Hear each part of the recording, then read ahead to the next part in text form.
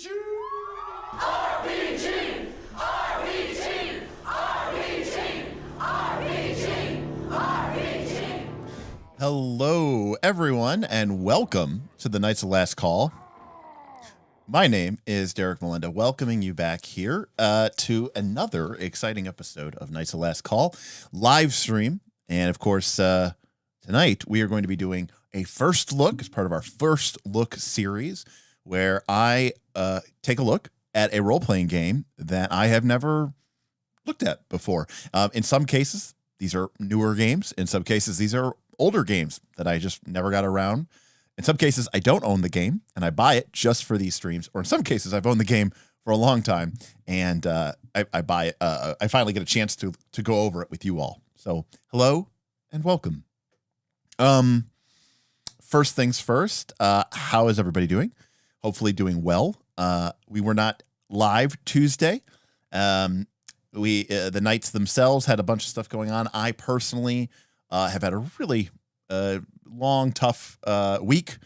Dad was in the hospital again. Work has been very busy. We had someone leave from our team, and I've had to pick up all of her work on the last minute notice. So it's been really, really kind of a struggle bus this week. So appreciate it. Appreciate your patience. Appreciate your support. If you're a supporter of this channel, you know, it really means a lot to us that you all are here for us. And it's, you know, it's a nice thing. Also, just having a horrible time, just having an absolute horrible time trying to figure out how we're going to get NightCon off of the ground. Nobody seems to want to take our money, and or they'll happily have us for like 5 or 10 times what we were expecting to have to pay or charge people to attend. So, still up in the air. You know, will remains to be seen. So anyways, that's just been another major pain in my butt that's been going on. Let's see what else. And tomorrow, you know, look, I've been game mastering for, I don't know, 30 years, 31 years, 30, something like that. But tomorrow I have session 1 of a new campaign. So, you know, there's always a little bit of, not nervousness, because I'm definitely not nervous about starting a new game, especially with friends that I've played with for many, many, many, many years. Rather, there's always a bit of trepidation, right? Because you want to try to make sure that, you know, as Princess Irulan in the book Dune tells us, right, a beginning is a very delicate time. And I feel like the first session or two can really make or break a campaign. And so I really try to have those first couple of sessions be bangers. And that usually means, you know, feeling very comfortable with the rule set and having a lot of things resolved. And, you know, I'll be completely honest with you, I'm not 100% there yet. So looking forward to it. But, oh, you know, again, a little, again, not nervous, but, you know, cautious, right? I'm aware of some of the delicacies that go into such a thing. So, and of course, we will be playing Forbidden Lands. Now, this is our Friday game, our private game, but I'm sure we'll be talking about it. Hopefully, we stick with it. I just bought like another $100 worth of custom dice just because I think they're so neat for that game. Even though you don't need custom dice, you just need regular D6s. I really like their custom dice, so I picked them up. How is everybody doing? Let's see. Jordan is going to be missing this, but hoping to check the VOD. All right. Awesome. Abuelo says half my game room is superheroes. The other half is fantasy. Loving this hobby. Beowulf is here and he's hyped up. Pumpkin wants to know, am I buying this game? Well, we're going to start off with that right away. And I'm going to say no with an asterisk and a caveat.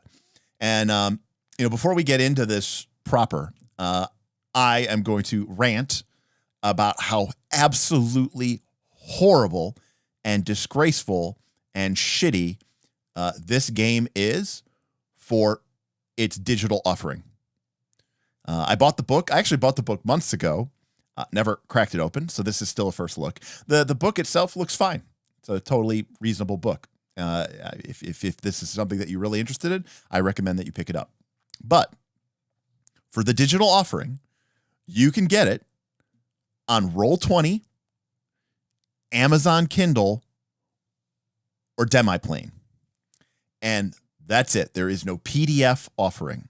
And as you will see when we get into tonight's stream, the Kindle browser, which I bought it because I have Amazon, I have some Amazon credit. So I bought it on Amazon, where, by the way, it's the same price as the print book. So let's start with that. Okay. So what are you telling me, that the printing the book is free, or are you telling me that your margins on the digital product are insane? You tell me. So I picked it up on Amazon, and let me tell you, the Amazon Kindle web app, cloud app, Kindle for Cloud, and the PC desktop Kindle app, both suck. And maybe they work well with actually like a book, something that has text, and that things that this app are designed to deal with. But this is not a book that is just a bunch of text. It's not like I bought, Harry Potter or Dune or Wheel of Time, where it's just a bunch of text on the screen. This is not that. This is layout. This is art. This is digital graphics, images. And guess what? It is horrible. And we'll get into that. And it's a horrible viewing experience. It's going to be horrible for you, I think, at home. We're going to have to come up with some crazy ass way to get around that. So yeah, I will say, are you buying this game? Maybe, but do not buy the digital copy. Do not buy the digital copy. That's absolutely horrible. Our good friend Quark is here and says D&D doesn't do PDFs either. Shame on them. Shame on them. That is horrible. Absolutely horrible. Because number one, buying a digital product over a print product is already, I like to own the print product. So if I'm going to buy the digital product, there's already sort of that idea of feeling a little bit disappointed. But PDFs, okay, are universal. I can use them now. I can use them later. If I buy this Demiplane version of my book, or this Roll20 version of my book, what happens when that site goes out of business? What happens 5 years from now, 10 years from now, when I want to go view that and that website doesn't exist anymore because they had a terrible business model and went out of business? Unacceptable. Horrible. And I don't know what sort of Faustian, back alley, shitty, money-grubbing, fucking licensing plot they hatched in order to sort of steal this away from you. But it is actually, it is something that just personally irritates the hell out of me. We already are living in a society where you don't own anything. You software as a service, all of your products. You don't own any of your music. You don't own any of your movies. You don't even own your car. You're leasing that. You don't own your home because no one can afford that. You're renting that. So everything is already just so absolutely shitty that, to create basically a proprietary digital format for your book and then charge the absolute full price, the same price as the physical copy of the book shipped and delivered. Amazon will sell you right now, tonight, for $30, the Marvel Multiverse role-playing game. They will sell it to you in a book format. It's not a small book. I don't know where I put it.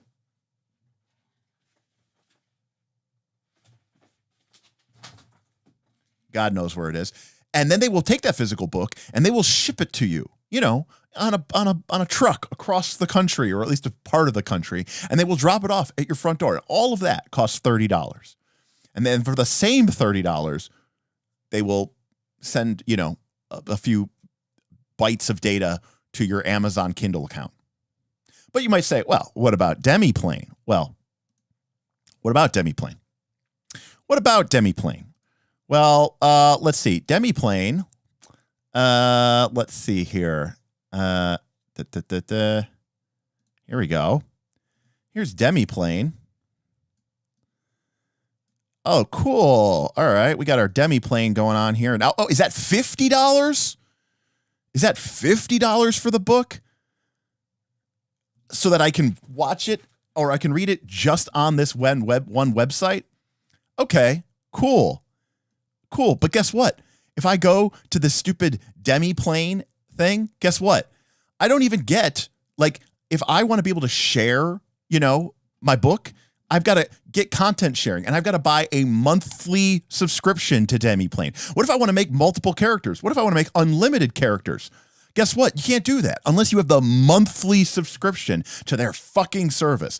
Fuck you, Demiplane. Fuck you. Fuck your service. I'm never going to give you a single dime ever. It's horrible. I hate what you represent. I hate what you do. I hate everything about it. Any company or product that's Pathfinder, 2nd edition, Vampire, The Masquerade, Alien RPG, Candela Obscura, Avatar Legends, by the way, which I love, Marvel Multiverse, or coming soon, Starfinder 2nd edition, all of those companies are shills. They are horrible. You should all tell them that they should not be using this horrible, awful service. So, Demiplane is absolutely trash and horrible and expensive and proprietary, and I hate it. Okay, so what about the Kindle? Okay, well, here's our Kindle app, and here is our Marvel Multiverse role-playing game. Now, I don't know if you can hear this on my on this microphone, but what's happening here? It's not scrolling with the mouse? Of course it's not scrolling with the mouse. It's a Kindle. It's supposed to be, in your hands. It's a little Kindle app, and you're supposed to, flip and swip through it. So guess what? The mouse, scrolling wheel, doesn't do shit. No, you have to go over here on the left and right side and hit these little dumb arrows. But it's a good thing that when I hit these little dumb arrows, that these gigantic, massive bars don't appear on the top and the bottom every single time. Oh, wait, they do. Horrible. Absolutely horrible. Well, that's okay. I mean, I think we can all agree that this text is a little small, right? Kind of hard to read. I'll just zoom in by, zoom in on the browser. Oh, wait a sec. What's happening here? I'm zooming in, and it's just resizing to fit my entire screen. Oh, okay. So this is complete and utter shit. Oh, cool. Well, what about the desktop app, right? This is over here, we've got the actual desktop app. I downloaded. Okay, what does this do? Well, again, nothing over there. Okay, well, I'll just zoom in here, and nope, there is no zoom feature at all. Now I might say, well, Derek, go online and do a Google. No, I'm not the most, again, I just downloaded these apps. I don't own these apps. I hate reading books on digital format. Maybe there's some miracle about this. Now I went online and read it, and it's like, oh, you just need to adjust the font size. Well, I did, but guess what? This isn't like a normal book. It's basically a PDF that they didn't want to sell you as a PDF. And so they basically just put it into this Kindle format, and it's terrible. So, yeah. So absolutely atrociously horrible, unacceptably bad. And I mean, we're going to go through the game, but we are starting at a 0 out of 10. We're starting from nothing. I mean, normally we start like, okay, we'll start in the middle, maybe a C- assumption. We are starting at a 0 out of 10 just because of this. Is that biased? Absolutely. Is that fair? Not at all. But that's the way it is. Okay? So let me just be clear about that. All right. So anyways, yeah, there we go. Sorry, Michael says, compared to Champions, Face Rip, Marvel, and Mutants and Masterminds. Yeah, I mean, we will do that. I mean, Face Rip and definitely Mutants and Masterminds, as well as the prior Marvel version. I think it was just called the Marvel Heroic role-playing game. Let's see here. If it's hard to get, it must be good, right? So what you're saying is you love PDFs. I don't even love PDFs. I don't like digital copies. But at least if I'm going to use a PDF, like it's mine. And I can view it, and it's my, there's no like, if Adobe Acrobat Reader if Adobe goes out of business, I can just open it on another PDF. It's universal, and it's easily transferable. So yeah. Also agree that physical copies should always come with the digital version. Shame on any publishers who aren't doing that. For sure. Beowulf loves a good Derek rant. Pepper wants to know what Demiplane is. It's a scam. That is the answer. Let's see. Bob wants to say, tell me how you really feel. Absolutely. Synchros is excited. I'm preaching it. Mikey's going back to trying to learn Hackmaster. Good man. Roman, nothing that I tried did anything. So let's go. So yes, now to be clear, to the best of my knowledge with Pathfinder, you could still go and buy a Pathfinder PDF if you want to, which is great. I mean, Paizo's just giving you all of these different options. I just don't know why you would ever choose that horrible, awful, incredibly disgusting demi-plane ever. But yeah, so I'm not Pathfinder 2. Like I'm saying, it sucks. It sucks that they're on there. There's some sort of deal there that is going on there, and I just don't appreciate it. Full Metal Dragon apparently has something. Says, I think Marvel Multiverse is the worst Marvel RPG ever designed. Ooh, fiery words from the dragon. Anthony is hyped for the stream. Yikes, we'll see how we get it. Demiplane is D&D Beyond for other games. Well, that makes sense. I hate D&D Beyond. I hate what D&D Beyond represents, and I just absolutely hate it. That being said, I don't know if there's a worse digital offering than WotC, but I think they're all pretty bad. Anthony says Demiplane is on a lesser plane, or perhaps a better plane than Roll20. The UI is way better. Yeah, it's just. I mean, if you like it, if it works for you, great. But I hate it. I hate everything that it represents. I hate everything that it stands for, and all that other stuff. So we've got this horrible, awful margins. Now, normally I would zoom in here, okay? And I would show you all more of this page. But we can't do that. So what I'm going to have to do here is we're actually going to have to take this capture. I'm going to have to bring in the side margins, okay? I'm going to have to move it down over here, and then I'm going to have to digitally zoom it up. Now, this will make it bigger for you all. It doesn't make it any bigger for me. And so if you see me squinting, you know why. All right, there we go. Marvel Multiverse, the role-playing game by Matt Forbeck. Well, cover art's banging. I mean, there's no doubt about that. It's definitely sort of inspired by the more recent Marvel sort of take. You can definitely see that there's sort of a MCU vibe going here. And I do like this here of Captain Marvel blasting Thanos in the face. Black Panther looks good. Spider-Man, Doc Ock front and center. I mean, it's nice. It's a nice piece of art. Let's see if there's any names we know. Well, Matt Forbeck. Nope, don't know anybody. But they do give a special shout out to Stan Lee, Jack Kirby, of course, of Marvel Comics, and Gary Gygax and Dave Arneson. Sort of the fathers of what we consider to be the modern role-playing game. Here's a table of contents. You can't read it. I can't read it. We're doing so great. But if we squint really, really hard, looks like there's about 10 pages or about 5 pages on how to play role-playing games. Okay. 4 pages on the core mechanics. I like that. 4 pages on what a character sheet or character profile looks like. 20 pages on combat. Hey. 10 pages on creating a character. 10 pages on backstories. A whopping 20 pages on powers. Some characters. And then maybe about 30 or 40 pages on running the game and being a GM. The narrator, as this game calls it. So all in all, you're looking at about a 317-page book, including the index, which is chunky, but it's not super. It's not as thick as some other role-playing games have been. It does not have the same heft and weight. But all in all, it seems about to be about as thick and as complex as maybe like a Mutant Masterminds. Now, as we get into this superhero game, let me just say that.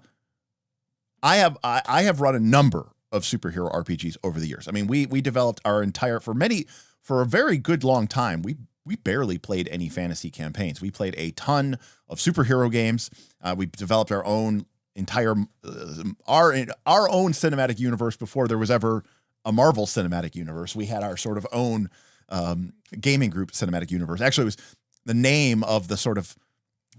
It was called the Lake Erie League, which was like a joke spin off of the Justice League. Because our superhero games were always kind of Easter eggy. They were kind of funny in a way. But we actually all had like Lake Erie League, car magnets that we all had on our cars and stuff like that. We were really into it. And I've also played a number of superhero games in Fate and some other systems. So I have a lot of opinions about what makes a good superhero game. And the answer, or the short of it is, it's not about, a lot of people make the mistake of assuming that a superhero RPG is about like being able to accurately model all of the heroes in the game. And a lot of people, the game that sort of highlights this is Champions, right? Which is this game that has, it's part of the hero system, and it just has all these points and all these different things that you can buy. Now, Mutants and Masterminds does a lot of the same thing, by the way. But the problem with that is to me, that's not what makes that just makes your superhero into just like a D&D character that you can customize and give fiery blasts to or flight powers to. What I think makes a superhero game much more interesting is when the game itself creates comic book scenes and comic book moments through the implication and through the execution of its mechanics. And when it creates when the natural play pattern leads to comic book moments, that is what I like. So while I know that Champions has a lot of people who love it, I never found myself attracted to either Champions or Hero, simply because I felt like it was just, way too detail oriented. And this is a full disclosure here. I love Mutants and Masterminds. I love Green Ronin. I love what Steve Kenson has done. I love Mutants and Masterminds. I love Icons. Both are fantastic superhero games. That being said, I love Mutants and Masterminds second edition. I played first edition, really played the shit out of second edition, and then even played 1 or 2 games with third edition. And I didn't like the third edition as much as I liked the second edition. That being said, it's no longer an RPG that I can really say that I would be wanting to play, because I find it to be too fiddly with all of the points and all the accounting. It's just too much. All right. So here we have a random assortment of characters hanging out. Okay, cool. How to play.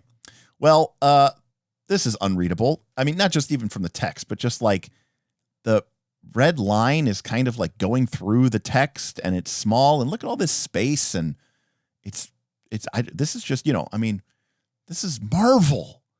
This is Marvel. Why does it look this bad? I mean, I'm not saying that they look bad, but like, look at some of it's just horrible. So what is a role-playing game? And of course, being that it's about Marvel, I don't think that this is a bad thing to include in this game. Because, maybe they have this book on the shelf at your comic book store, and you pick it up, and you've heard about role-playing games, but you never cared about swords and dragons and wizards, but you do love comics, you do love superheroes.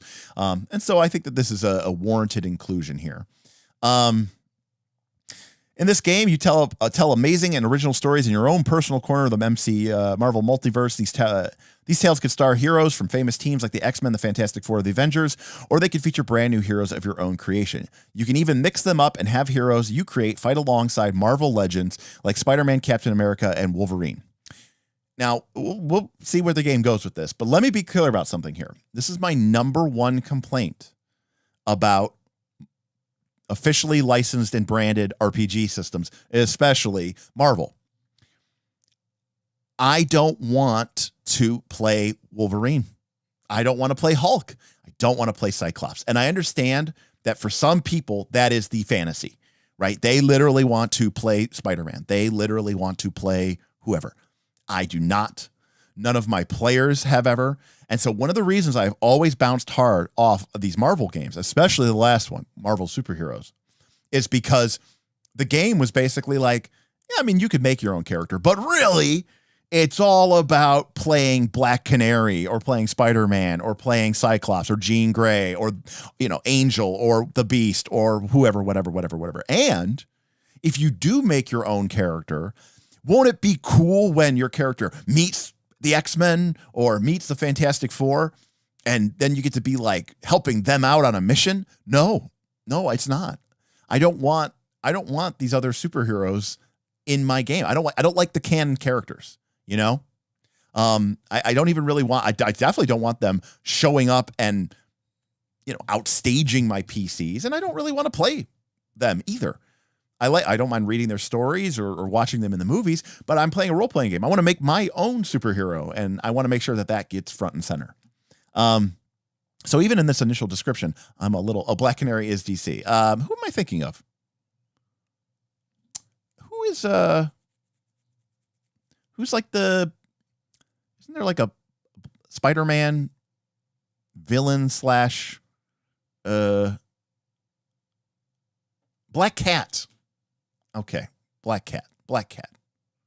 Got it. Okay. Yeah, I was thinking of a Spider-Man villain or villainess, or maybe she's like more of an anti-hero kind of thing, but I think it's Black Cat is who I'm thinking of. Yes, Black Canary is DC. Yes. So anyways, a role-playing game is like Dungeons & Dragons or Call of Cthulhu. You need a book, some dice, some character sheets, and a pencil. All right, we don't really need to go through this. If you prefer to play your game on a virtual tabletop or use character generator apps, there are digital alternatives for all of this. Visit marvel.com/RPGs for details about these and other tools and books. Here is about how to use the book. Nothing here. Safety considerations. Be considerate. Totally reasonable. Session 0. Let's see what they say here. Handling issues of mutual comfort and other issues that might come up. Many experienced groups of role players schedule a meeting before they start a new game. They call this session 0 because it happens before the first real session. Talk about the type of game that they want to play. Is it pure action? Is it high school drama? Cool. Are they going to use any house rules or optional rules? Talk about the types of characters they want to play. Raise any concerns they might have, like about how peaceful or violent the game could be. Create their own original characters, and they're even sort of poo-pooing this. Create their own original characters. This can take time, especially the first time through. It's just like, hey, maybe you should just use the pre-made characters. And then safety tools, and they talk about here consent, gaming, X card, all sorts of stuff here. So good stuff here. More art, a bunch of Asgardians, cool stuff. Spirit of the game. So I like that it's telling us what the game is about. Always try to keep to mind the spirit of the game and stick to it. The spirit of the game can vary a lot depending on it. The characters are superheroes who are trying to save the people they care about by direct action, and I think that's very clear. That's nice that they put it that way. I would highlight this text so that I could show you specifically what passage I was reading. But unlike a PDF, this horrible, shitty Kindle format does not allow me, with my mouse, to highlight text. So you're just going to have to watch my cursor kind of spin around on the screen. Horrible. Anyways, good stuff. We got Rocket Raccoon here. All right, let's get into the core mechanics of this.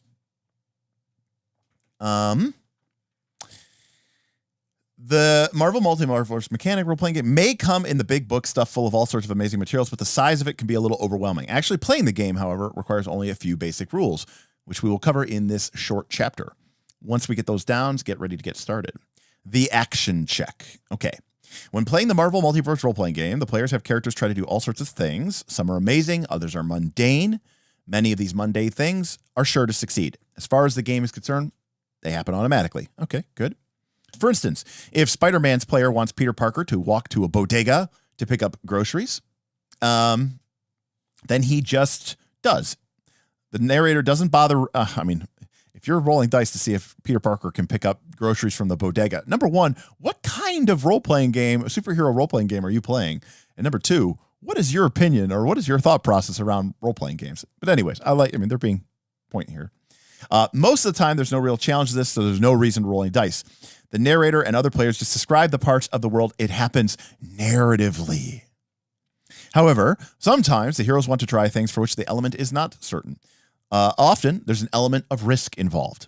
Later, for example, when Spider-Man is swinging through Manhattan on his way to work, does he hear the alarm going off at a nearby bank? You might need to roll some dice to figure that out. Interestingly, that is not something I would want to roll dice to find out, because, is Spider-Man like is in our role-playing game? Is Spider-Man like? Are you just playing as Spider-Man by yourself, and you're just describing to the GM how you're swinging through the, city on your way to work, and you're expecting to go have a normal day at the office, and then you make a check to see if you can hear an alarm from a nearby bank, and if you fail, you just go to work? That seems like kind of a weird example. I know I'm over picking this apart, but it's kind of a bad example. Now here we go. What happens if Spider-Man spots the Vulture flying away from the bank with the alarm going off and tries to punch the supervillain? Does he hit the Vulture? Okay, that's more appropriate. Anytime the circumstances make it challenging for a character to complete an action, they call for an action check. To resolve an action check, you need 3 6-sided dice, each referred to as a D6, 2 regular ones, and one called a Marvel die, sometimes referred to as a D Marvel. Where do we got it? I don't even know if I have it anymore. I think I got rid of it. D Marvel. So wait, you're rolling 3 6-sided dice. One is normal, one is a Marvel die, and together we call these 3 dice D616. Wait a second. You're going to use 3 6-sided dice and roll them all, and apparently you're going to be converting them separately. You're not adding them together. That's D666. I get it, 616. I think that's like the Marvel universe where everything happens. But it's not a D616. It's a D666. Okay. Anyways, an official Marvel Multiverse role-playing game has a special Marvel logo in place of the 1. It's important to be able to distinguish this from your ordinary dice from your Marvel die, because anytime a Marvel logo comes up on the Marvel die, something special happens. Otherwise, if you don't have one of these dice, you can use any other D6 as long as it's different from the other 2 colors. Make your Marvel die a red one while the other ones are white. Just remember that if you get a 1 on that special die, the red one, then that is the Marvel logo result. With your D616, which is actually a D666 in hand, roll these steps to resolve an action check. Roll the dice. Apply your relevant ability score. Compare it to a target number. Well, without going too far into it, this doesn't sound particularly thrilling. It sounds like you're rolling a bunch of dice and you're adding them up and you're adding a modifier and you're comparing it to a DC. So it sounds like fucking D20. Here's a nice page. I don't know why the format is like this. It'd be cool if I could zoom. Oh, nope, can't zoom in. Well, maybe I can do something. Nope, can't do that either. It's just that horrible. All right. Oh, hey, if I double clicked on it, it took it away from being this two-page format and made it into a 1-page format. Okay. You're asked to roll D616, so you add up the numbers. You roll a 3, a 5, and a 4, so your total is 12. Well, you're literally just adding these numbers together. Note that we list the results for D616 roll. We always list the middle Marvel die as the middle die. Think of it as the number 1 in the 616. This is so tropey. If this is amusing or lovely to people, I don't know why. I find this to be pandering and awkward. Like, does this mean that this was a bottom-up design? Like, did they purposefully design the mechanic around trying to make it 616?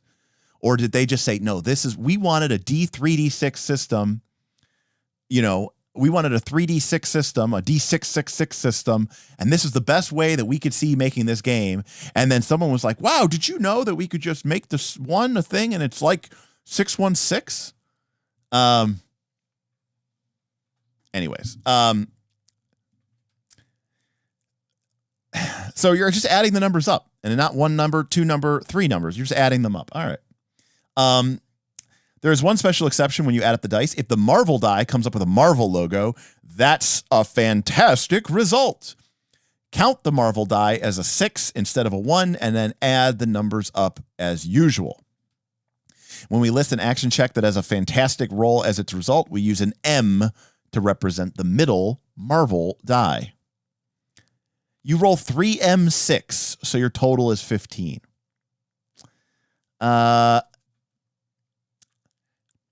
Without going, my initial impersonation, that's all first looks are about.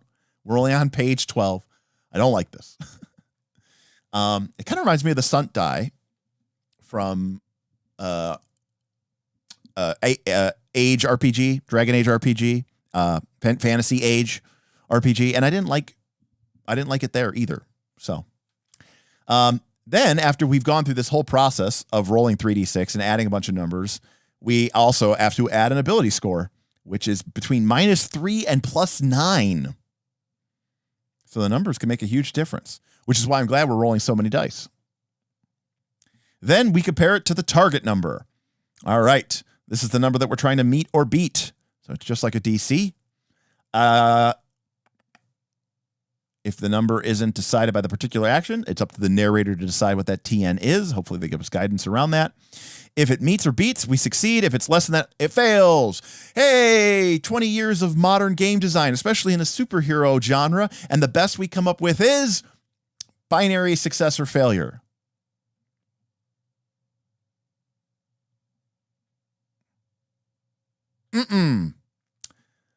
This is not good. All right. Any PBTA game would do better than this. So throughout this book and others, we'll stick to a very convenient formatting. To break out of Spider-Man's webbing, make a melee versus TN20 action check. It sounds so D&D. Target numbers can vary a lot. Here is some guide to setting the challenging TNs, and here are some modifiers by objectives. So, yep. So Captain America, who is rank 4, is soaring through a combat zone on a glider. He needs to zip through a narrow gap between two skyscrapers. The narrator thinks for a moment and decides that this is a ridiculous task for a rank 4 character.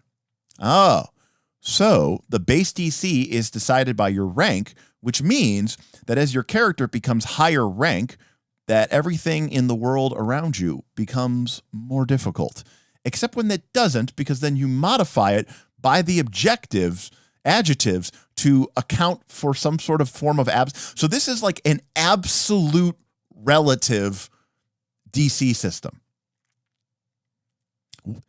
I mean, because, right, like, think about it this way. If the base DC is, our Captain America's rank 4. So if we go down here to the DCs by rank, the base DC is 14. And then he decided that this is ridiculous, which raises the DC to 18.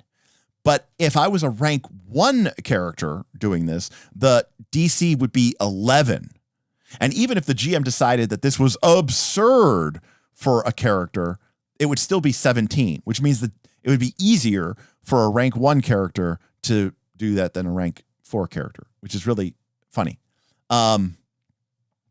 And of course you can have impossible things.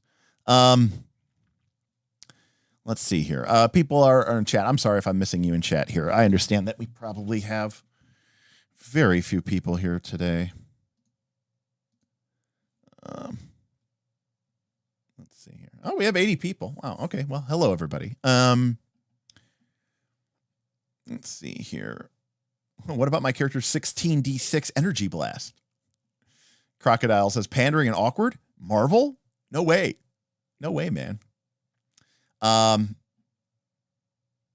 mean, gimmicks are fine, but is this really the best mechanic? Full Metal Dragon says the 1 on the M die is a special 6 result, and yes, they wanted to gimmick the hell out of the 616 into this game. The other thing about it is, like, you know, how many people really even know what 616 really means? Like, really? Like, I get it. Like, hardcore, you know, Marvel fans will, but are most people even going to know what that is? I don't think so. Even people who go to the movies and stuff, I don't think so.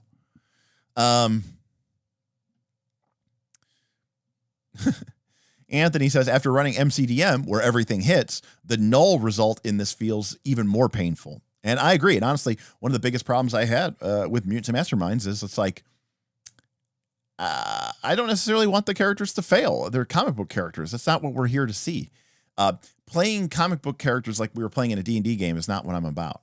And I completely agree with Chris here. They're keeping it as basic as possible so that 5e converts feel comfortable. Absolutely. There is no doubt in my mind that they are trying to, they are assuming that the vast majority of people who are going to pick up this game are people who have been playing D&D. And so they're in the role-playing game space. And they love Marvel. They love Marvel Cinematic Universe, more likely. They probably never picked up a comic or know very little about the comics, but they have all seen the MCU. And they go, oh, I love D&D. I love the MCU. I'm going to go pick up this book. And I think if they came out with like an Avatar Legend style, like, by the way, this is powered by the Apocalypse. You probably didn't even know that existed. You probably bought this book assuming it was going to be a D20 game. So when they see 3D6 instead of a D20, they go, oh, well, the average of, well, maybe they don't do this, but they go, the average of a 3D6 is 10.5. And the average of a D20 is, you guessed it, 10.5. The only difference is a 3D6, right, has less volatility. It's more results for the middle.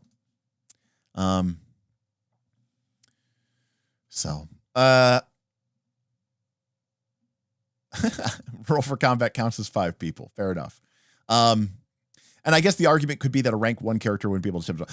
Leland, you might be absolutely correct. I might be like, hey, you're superhero. Well, I'm not. That is a semantic difference, but it's like if my superhero is flying on a hang glider, like, I don't know. Even if you're a rank 1 hero, I feel like I would not call that absurd or ridiculous. Let's see here.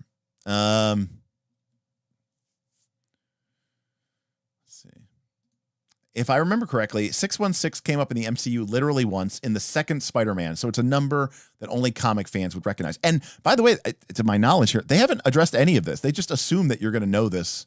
And it's kind of crazy. All right, so let's get back into it. Mr. Damian Williams, who you can blame for this stream. Okay. He's why I bought the game. He's why I bought the game twice. Okay. I've spent more on this game than I have on pretty much almost any RPG game in the last 2 years, because I bought the book once for $50 from my local Barnes & Noble retailer. And then I bought it today for $30 digital copy on this shitty Kindle EPUB. So I've spent $80 on this game that I will never play. Anyways, Mr. Damian Williams says, for the record, I still feel that Sentinel is the best at hero game. Though I wouldn't rule this out if my group specifically wanted to play in this universe, which is totally fair. And thank you, Damian Williams. I appreciate it. By the way, if you want to join Damian and support me, or at least get me back the money I spent on this, you can throw a super chat in as well. Our goal tonight is $30, the cost of this PDF. And then, if you want to throw some tips our way, you can use the stream elements to do that.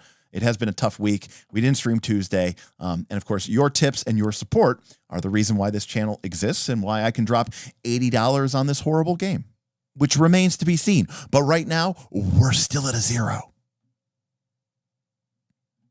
All right. Anthony bought it twice too. Stupid digital. Beowulf, you are absolutely correct about that. That is completely fair. Over the course of many months, Damian has definitely paid his dues. So you know what? Fair point. Fair play. All right. So what happens if we get a fantastic roll? If you get a fantastic roll, so by the way, remember, a fantastic roll happens if we roll the special Marvel symbol, which is the 1, but it's really a 6. So it's like one of your D6s has 2 6s. So it's a 2, 3, 4, 5, 6, 6. But one of those 6s is a special 6. And it says when you get a fantastic roll and your total meets or beats the action check's target number, that's a fantastic success. And already this is really coming up to me like Fantasy Age. And if you remember in Fantasy Age, do you remember Fantasy Age? Maybe you don't. If you don't, go check out the VOD. It's 3 hours long. If you didn't want to watch that, in Fantasy Age, you rolled, guess what? You rolled 3d6. And guess what? 2 of the dice were normal, and 1 of the dice was the stunt die, and it was special, and it was extra. And you rolled all 3 dice, and you totaled them all up, and you added a modifier, and you had to beat a TN. But if the special die... What up, Henry? Henry tipped $25. It's been a tough week for me too, and listening to you rant is therapeutic for me. Well, thank you, Henry. Yeah, it has been, I don't know, it's just, we're in that time of the year, where, again, even if all this crazy stuff wasn't happening, with my dad's health and with my job, and, it's just been really crazy there. Our company got bought by a new company. So we're part of this new corporate structure, that quite frankly is a little jarring, at times. And again, one of my team members quit, maybe arguably because she wasn't happy with the change in scenery. And now I've got to handle all of her stuff. So Henry, I'm sorry to hear that you are going through it too, but I'm happy that you're enjoying my ranting. And thank you, Beowulf. Appreciate it. Yeah. He is out of the hospital and he is into now a recovery, facility, assisted care type thing. So he can try to get better. All right. Thank you, everybody. But thank you, Henry. That means a lot. So to be clear here, one of my big problems with Fantasy Age was that you rolled the stunt die and you rolled these two other dice. They were all 3d6. You added them together and you still had to succeed. But the thing was, if you succeeded, then whatever number you got on the stunt die gave you that many stunt points. Okay. And that's what you could spend. So one of the problems I had with it is I said, well, what if I roll really well on the stunt die? And well, we'll get into it. So if we roll a 6, basically the Marvel symbol on this special die, and we succeed, it's a fantastic success.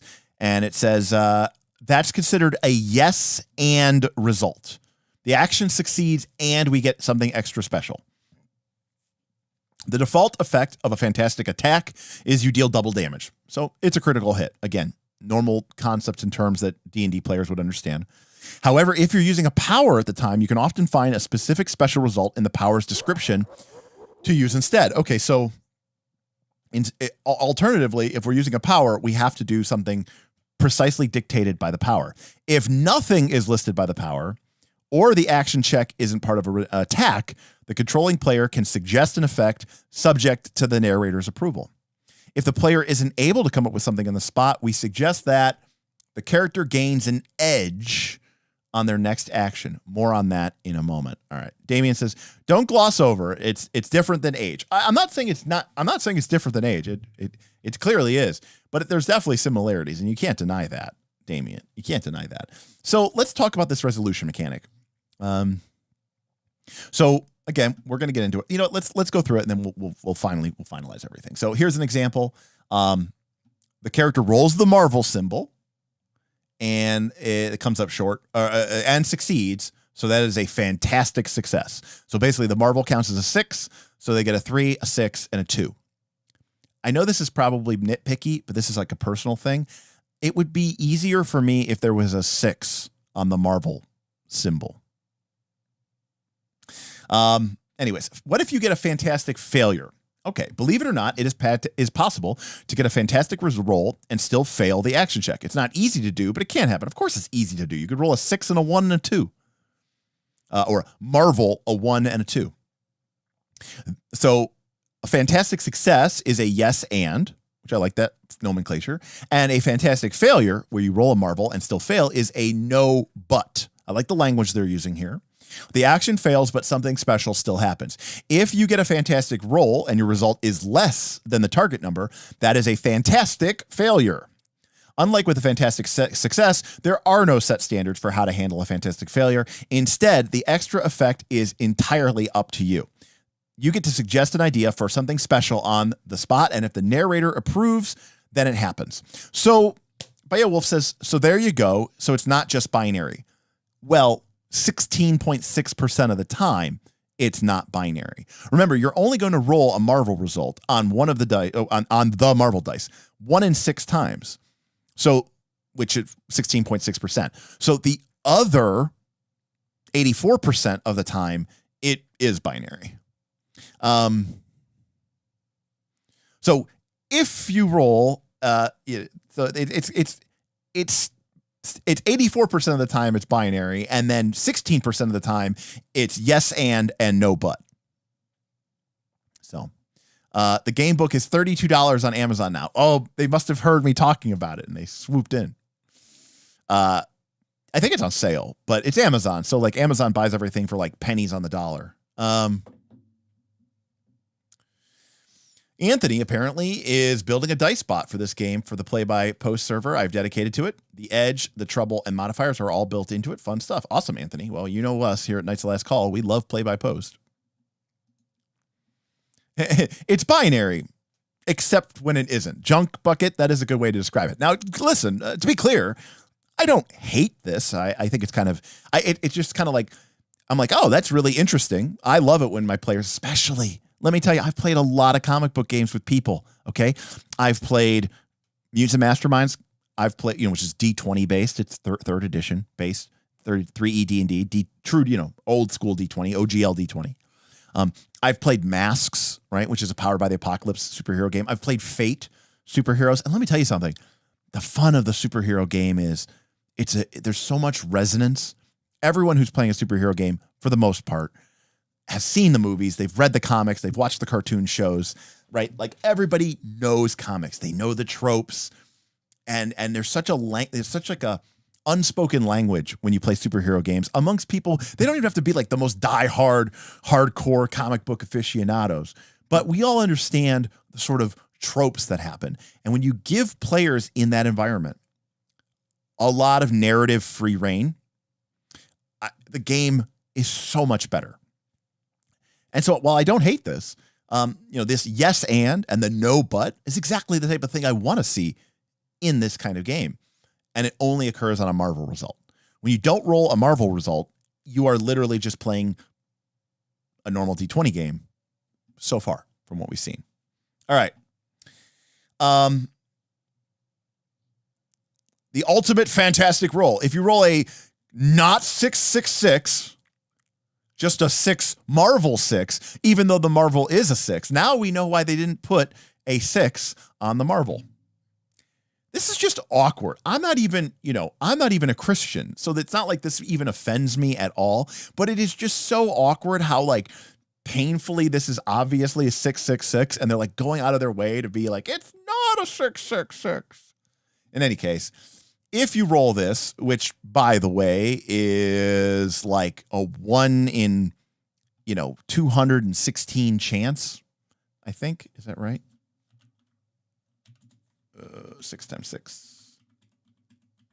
216. Awesome. I got that right. So you're talking about a very, it's 0.5%, less than 0.5% of the time. So this is a lot different than rolling a nat 20. Trust me. Nat 20 happens 5% of the time. This happens less than 5% or less than 0.5% of the time. Very rare.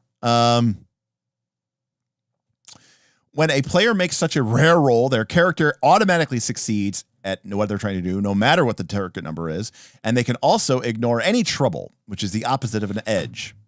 Okay, so basically critical hit, but extremely low chance of happening. Now, we've heard edges and troubles, so this is another thing here. Edges and troubles. Sometimes circumstances surround your character in the game can help the dice go your way, and sometimes they can hurt your chances instead. This is the difference between having an edge and having trouble. Okay, so it's like a boon and a bane. You might call it advantage or disadvantage. Maybe. So let's read about edges. Math. Irenaeus is here and has nearly 20 years of face rip under their belt. Well, that is a lot, Irenaeus. Now, face rip was honestly probably one of the first role-playing games that I ever played that wasn't D&D. Like, I grew up playing D&D, and like sometime in the very early 90s or something like that, I picked up I think it was like a blue box. It was like the Marvel superheroes role-playing box. And I just had like the soft cover staple bound books with like, the X, Omega 11, Omega 1000 or whatever it was called, all the different specs. And at the time I thought it was so cool. I never really got into it, but I do have some very fond memories of playing that with some of my friends because, it was superheroes. And I at the time I loved the Saturday morning X-Men cartoon series. I was just getting into comic books, started collecting them with my dad. My dad was a baseball card collector and a little bit of a comic book card collector. So I used to go with him to the comic book show or the card shows, which usually had comic books. So I was, collecting mostly Marvel, but I did collect Superman. This was like maybe right before or just right as about like the Death of Superman series was happening. And I was like really into collecting comics for like a number of years. A lot of fun. But then I got into Magic, which my dad found while he was at these card shows, in circa 94, 95.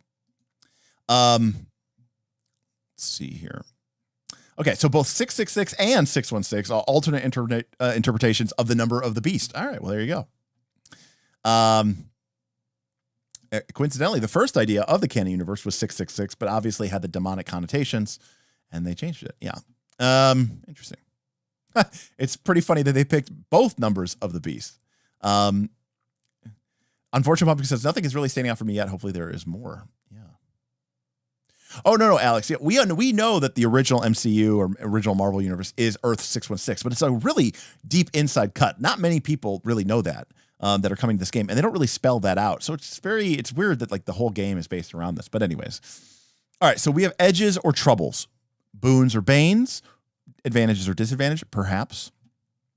If your character makes an action check under extra favorable circumstances, such as using special skills, top-notch tools, or otherwise has some kind of advantage, the narrator can grant you an edge on this check. When this happens, you can re-roll a single die or D616 roll. It's so awkward to say. And use the better of the two numbers. So it's a re-roll, but you get to use the better one. So, yeah, okay. That's an edge. Can you stack edges? Yes. They basically said, what do people hate about 5th edition? One of the things people always say is, I hate that you can't stack advantages. So you can stack edges. If you have edges from several circumstances, they can stack together, giving you a double edge or a triple edge. When you have edges that stack from different sources, you can re-roll the same die repeatedly or re-roll different dice, choosing as you go. There you go. So you can just keep re-rolling the dice for every advantage you have. What about trouble? A character may have trouble on an action check if they attempted something under a bad circumstance, lack the appropriate expertise, use poor equipment, or otherwise suffer from a drawback. You might say a disadvantage. When a character has trouble on an action check, they must re-roll the best number in their result, and they must use the worst of the two numbers. An M on your Marvel die is always considered to be the best die number. So if we roll our 3, clearly what is not 3d6, it is d616, which is horrible.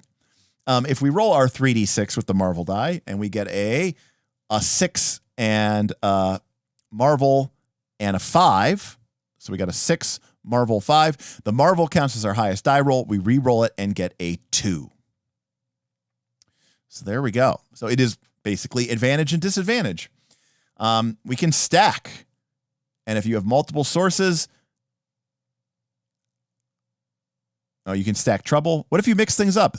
They cancel each other out in equal measure. So this is basically taking what pretty much every post-5e game has done, which is to allow boons and banes, which is what Shadows of the Demon Lord does, which is what Dragonbane does, except they let them stack and they don't have 5 advantages cancel out with one source of disadvantage. Because they stack, 5 advantages and 1 disadvantage becomes just 4 advantages, which, again, I think everybody does. So this is basically taking D20, subbing in 3D6, making one of the D6 actually make your game narrative, and then basically creating a mechanic that is advantage and disadvantage for 5e players, but is more appealing to their sensibilities because it gets around the thing that a lot of people complain about. And quite frankly, other games, thank you, Shadow of the Demon Lord, thank you, Dragonbane, have already done and addressed. But particularly Shadow of the Demon Lord. Shout out that. Shout out Shadow of the Weird Wizard, which I think the PDF is releasing maybe next week. Pretty cool. All right. Doing the math. We try to keep the math in the game fairly simple. Most of the time, you're just adding up single-digit numbers. Sometimes you need to multiply single-digit numbers as well. Great. When you get into the inflicting and marking off damage, though, the addition and subtraction can get into the double and triple digits, especially when you're dealing with incredibly powerful characters. When that happens, just take your time and make sure you're doing it right. What kind of advice is that? If you ever feel like you're struggling with the game, Feel free to bust out a calculator or a calculator app. Number one, it's horrible that they have to say a calculator or a calculator app. There's no shame in it. Okay. This is the biggest red flag I've ever seen. When my free rolling fun superheroes game is basically telling me, listen, once we start multiplying triple digit numbers, you may want to bust out your calculator. There's no shame in that. I get a little concerned. What does Cap think? Cap is not feeling it. Here's another horrible title page. Derek, I'm going to send you instructions on how to use a telephone. I won't get them because I'll have my messages turned off. In this house, we use an abacus like it always was. Yes.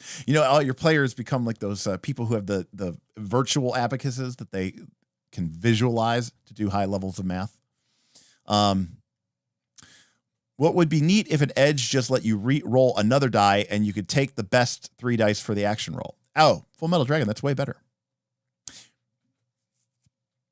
That actually makes a lot more sense. All right, so what do we get on our character sheet? Well, first we have our character's rank, and this tells us our raw power. Mutants Masterminds used a similar concept. It was called power level, and because it was based off of D&D and D20, power level in Mutants Masterminds went from power level 1 to power level 20, except the standard default is that your characters usually started at power level 8 or 10, or I think as high as 12, because power level 1 in that game was like a cat, or like a baby. Power level, 3 or 4 or 5 was like, your ordinary, men and women and people on the street. Maybe a 4 or 5 was like a soldier, or like a police officer or something like that. And then power level 8 was like your, or maybe like power level 6 or 7. That was like your street level characters, like your daredevils, right? No one with like superpowers. And then as you got into like PL 8, that was when you had like your mutants, like your, Cyclopses and your Wolverines. PL 10 was starting, and PL 12 was starting to get into your sort of JLA era. And then above that, you had like your mega super heroic. In any case, you pick a rank here. Or it says most characters have a rank. And they did say in the session 0 that you might want to decide what kind of rank game you're playing. So you might say, hey, we're going to be playing rank 2 protector. It says rank 2 protector. It says you're a street level hero who protects a neighborhood, like Daredevil, who guards Hell's Kitchen. Daredevil is like the go-to street level character. You could join a team like the Defenders to protect a city. I do think that style of superhero game is very fun. It's very interesting. And then rank 3 is a champion. Rank 4 is legend. Rank 5 is mythic. And rank 6 is cosmic. We have, oh my God. We have 6 ability scores because of course we do. They are melee. I saw this as soon as I saw the first 2 lines. It says melee agility. As soon as I saw that, I knew where this is going. Our 6 ability scores are melee, agility, resilience, vigilance, ego, and logic. And guess what? Those are mostly terrible names for ability scores. And you know why? Because they had to make them fit Marvel. That's right. The ability scores spell out Marvel.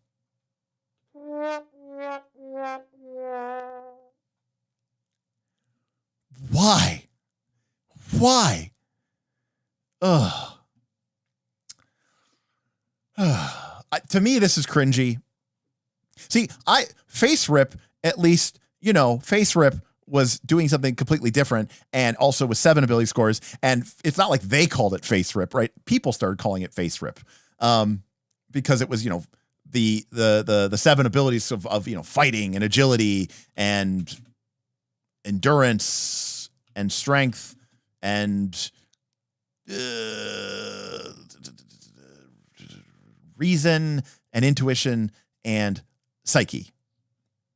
Yes, Bob, you like that it spells out Marvel because you're a child. This is the kind of pandering that they are doing here. Okay, this is pandering. All right. Well, our character gets melee, which is our ability to brawl and fight We've got agility, which is the ability to attack from a distance, and also hopefully being agile. Shoot things or dodge attacks. Resilience is our stamina and pain tolerance. Vigilance is our situational awareness and discipline. Ego is our energy, self-confidence, personal magnetism, and force of personality. And logic is our powers of reason and insight. So, literally, melee is strength, agility is dex, resilience is con, vigilance is wisdom, ego is charisma, and logic is intelligence. It's literally strength, dex, con, int, wiz, charisma, just given different names that are arguably kind of bad and used to spell out Marvel.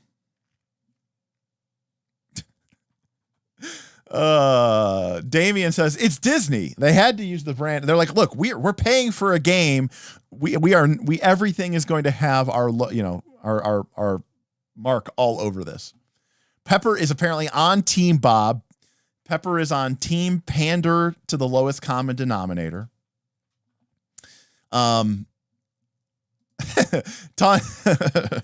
Tundalus says cleverness over clarity, the mark of a truly well-written TTRPG. Absolutely. Hey, I've got a choice. I can make this game really intuitive and playable, or I could show everybody how clever and fun and look at all the Easter eggs I have. We have our first super chat coming in from our friend Anthony, our new friend Anthony. Welcome, Anthony. Bob, I got my ticket to Gen Con. I'll run this for you. Anthony, Bob won't be at Gen Con, but I will be. So maybe we can meet up and you can run this for me, because I don't think I'm going to be running this myself. But thank you for the super chat. Oh, it's GM Setso. Oh, hey, GM Setso. I did not know that you were GM Setso. Well, never mind. GM Setso is already cool in my book. Thank you. Oh, you know what, Hardrick? I would have almost given them more. You know what? I would have given them plus half a point if they had it spelled Disney, because at least then they're just being so blatant with it. I would love it. Dexterity, intelligence, strength. I can't think of what the Y would be. Okay, so ability checks. We roll 3d6 and we add 7 to our agility because we're Spider-Man. Oh, Save Versus coming through with the clutch. Yes, Save Versus. Dexterity, intelligence, sexiness, negotiation, energy, yokeness. We need to get that strength in there. Yokeness. How yoked are you? Hulk is yoked, man. Youth. He's so old. His youth score is close. Bob loves the yokeness. Bob does, implying that we should pander to him.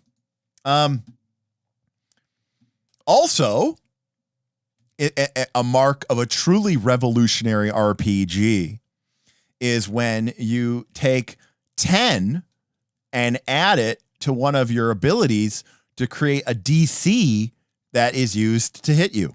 Some people call these static DCs, or passive DCs, I should say, because we do the same thing in this game. So Spider-Man's agility is 7. So if we add 10 to that, we get our agility defense, which is 17. That's our base defense, of course. Our Spider Sense power gives us a +2 bonus to our agility.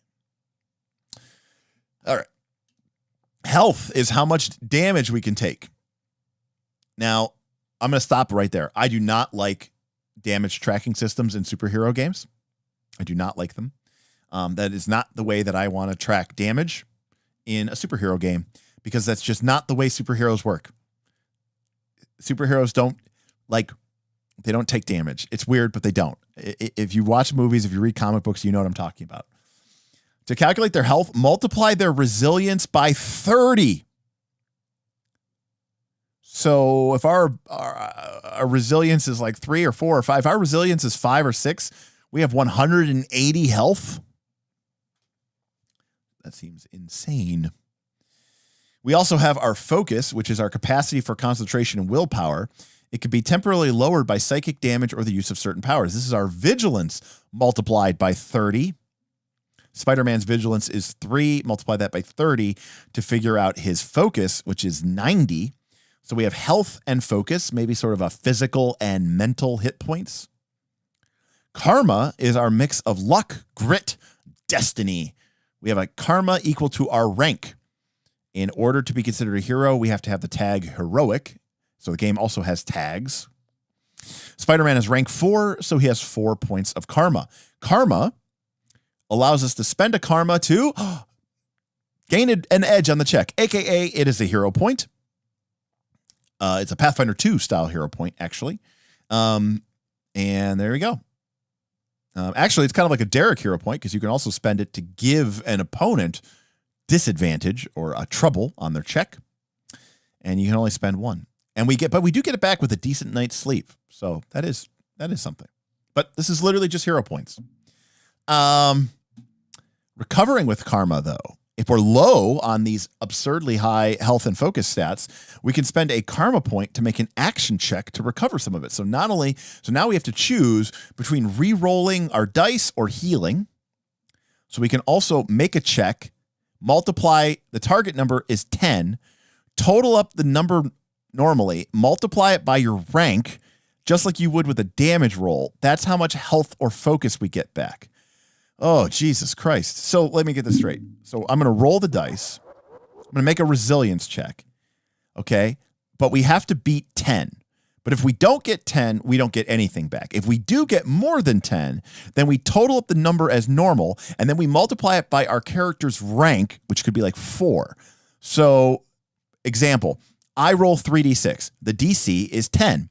I get a 17, and we are rank 4. So I have to take 17 times 4, and we get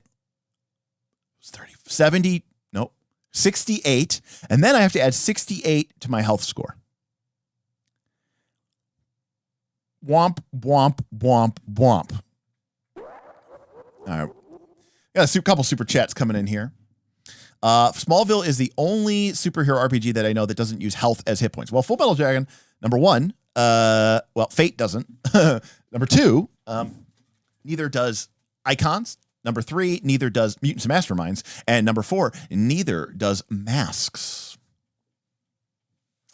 Damien with $5 says, one thing I do like is that each of these abilities are both attacking and defending. It's not just punching and kitching. Yeah, I mean, I personally don't mind that, you know, your character's ability to fight is all summed up in one ability score. To be fair, this is what Face Rip did, right, with the fighting skill. And I do like that. So that is totally fine. Our good friend Tundalus knocking us out with a massive $30 super chat. Welcome to the hype boss, Tundalus. $10 for tips being broke during strike. $10 for your dad, and $10 because your ornery vibes this time are a perfect follow-up to Ryutama, which I just saw earlier today. Which would I rather play, Ryutama or this? Okay, we haven't gotten into this yet. I don't know enough about the game, but my instinct here, Tundalus, is to say Ryutama. And I'll tell you why. Because when I play a superhero game, I know exactly what I want. And I'm pretty sure that this isn't it. Ryutama is such a completely different experience that at least I'm going into it with some concept. And until they sprung the Ryujin on me in Ryutama, okay, until they sprung the Ryujin on me, I was actually kind of like, oh, maybe they're turning me around on that. Yes, this is a slice of life game. It's about going on like little journeys and just having, you know, fun with your friends and seeing the world. And I get it. It's cutesy and it's fun or whatever. But that doesn't necessarily mean it's bad. It was the Ryujin that really destroyed it for me. I mean, I still think the premise is not something that I would want to play forever, but it is, at this point, I would say Ryutama. All right. Full Metal Dragon says, I forgot about the bad games. Oh, shots fired. Wow. Okay. So that's kind of complicated. Earning karma. Now remember, if we wake up, yes, our karma resets after we get a decent night's sleep. We can earn it throughout the day. by doing an excellent job role-playing, by rescuing someone, going out of our way to help someone, by making an inspiring speech, shouting their catchphrase at the appropriate moment, or one of our characters' challenging traits comes into play. And we can have more than we want, but more than we started with, but it resets if we don't spend it. So I like this, right? What gets rewarded gets repeated. These are all behaviors that I would want people to be doing in a role-playing game about superheroes and superhero characters. This is very similar to the way that you earn hero points in Mutants and Masterminds, which is a system that I really love and support. A character in Mutants and Masterminds who plays their character like a superhero and goes with the comic book tropes is going to have more hero points and is going to be able to do more than a character or a player rather who does not. Oh, cool. We still have initiative. Yeah. This game keeps getting better and better. Our character's initiative modifier helps determine when we can act in comic. The higher the number, the more likely they are to go first. It is equal to our vigilance. Okay. So vigilance equals initiative. Makes some amount of sense. If there's an E next to your character's initiative modifier, that means that we have an edge on a check. Oh, so it's not, it's a check. It's a check. I thought it was just, oh, you just look at your initiative modifier and go in that order. Nope. We're rolling more of our 3d6. What happens if I get a fantastic success on initiative? We got escapes. All right, speed. Oh. Okay, I'm going to go off on a rant here. Speed. They have a run, climb, jump, and swim speed. We work with spaces that are fucking 5 feet. The base run speed is 5 spaces. This could be modified by your agility. Let me tell you something. When you're playing a game that has fucking people in it, like Quicksilver and the Flash and people who can fly, okay? 5-foot squares and speed and tactical movement does not work. Does not work. I tried it several times with Mutants and Masterminds, and let me tell you something. It doesn't work. When a character can go several thousand miles per hour, what are we doing on a tactical grid? It doesn't make any sense, okay? He says, read the speed powers, they address this. I don't care. I don't want tactical superheroes. I don't want tactical superheroes at all. I hate this. I hate this so much. It is by far the number one thing that one of the main reasons I don't like Mutants and Masterminds is because I don't like that things have ranges. I don't want to play on a 5-foot grid anymore. I don't want to play on a 5-foot grid anymore in D&D or Pathfinder. I certainly as shit do not want to play on a 5-foot grid in a superhero game. I give it 2 thumbs down. Damage is a multiplier to our Marvel die result on your attack roll. Okay, so not only is our Marvel die roll, not only do we roll it to see how much we hit, but our damage is also random. So if we're rank 4, our damage multiplier is ×4. So we roll the dice rolls, we hit, but our Marvel die was a 5. Our damage multiplier is ×5. We do 25 damage. Andrew asks a question. About to add to the Patreon. Cool. I just wanted to make sure. There are a couple of games I bought recently that I would love to sit in on a game of before I ran them. People frequently run games on Discord. Yeah, Andrew, all the time. It depends what game there is. I can tell you right now, there's like 5 or 6 different games of Dragonbane going on because those games are really, really popular. We always encourage people who want to run a game to potentially, play a game, to run it themselves.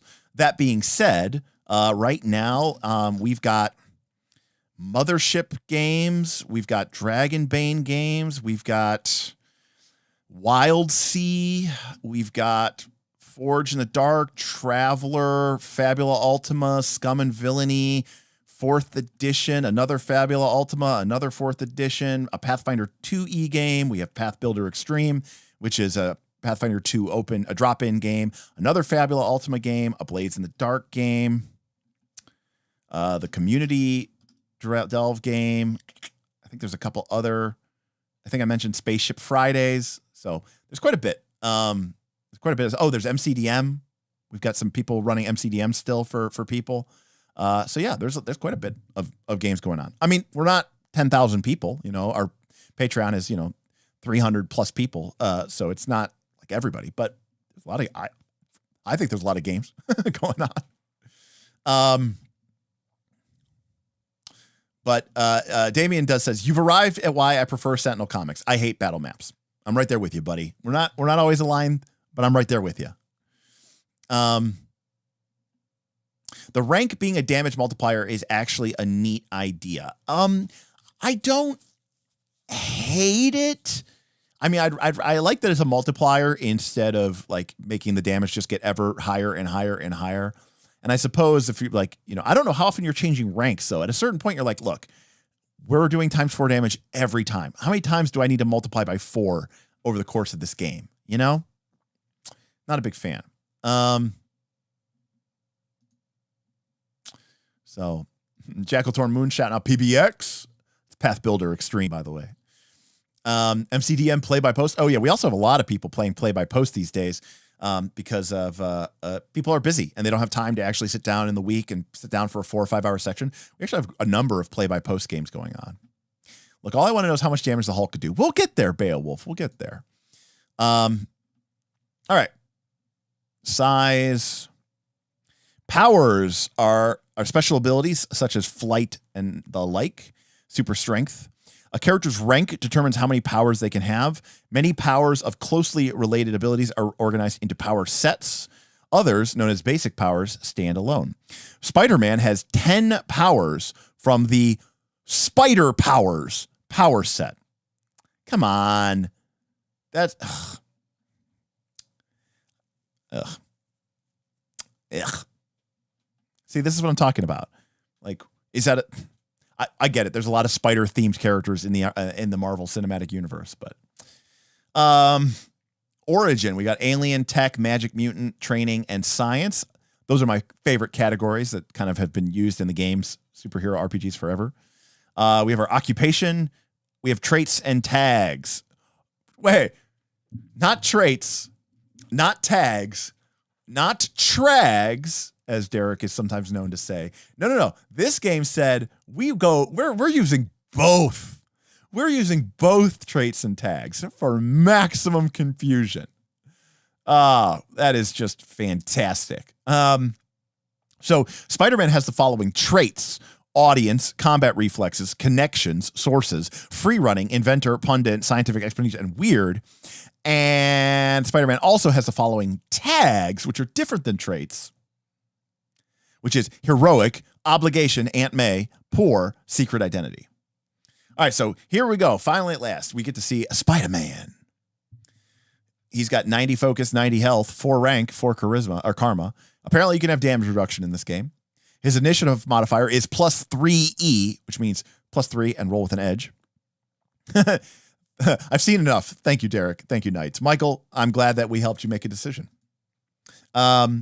He's got his ability scores, which range from a 0 to a 7, which is then a defense score, which baseline is 10 plus that, but is apparently modified by other abilities because he has his spider powers, which is jump 1, spider dodge, spider sense, spider strike, web wall crawling, web casting, web gliding, web grabbing, web slinging, and web trapping. I know this is going to come to you as a shock, but if I'm playing a superhero RPG, I don't need all this for fucking Spider-Man. Okay? Spider-Man just needs to have one power. It's called webs. And then you know what? When we're playing, he could just shoot webs and do shit with them, and we'll make it up and we can figure it out because it's Spider-Man. I don't need there to be web casting, web gliding, web grabbing, web slinging, web scraping. I'm sorry, web trapping, which is different from wall crawling. And here's our damage. Melee, Marvel times 5. Plus 5. Okay, so we're multiplying and adding.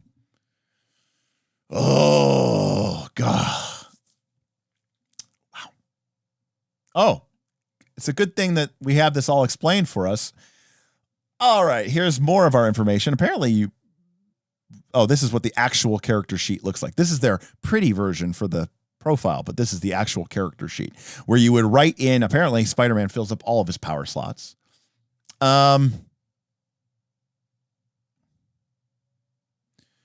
No, the add is only on the roll, but doesn't this says damage, melee, Marvel die times 5 plus 5. That's what it says. Am I wrong here?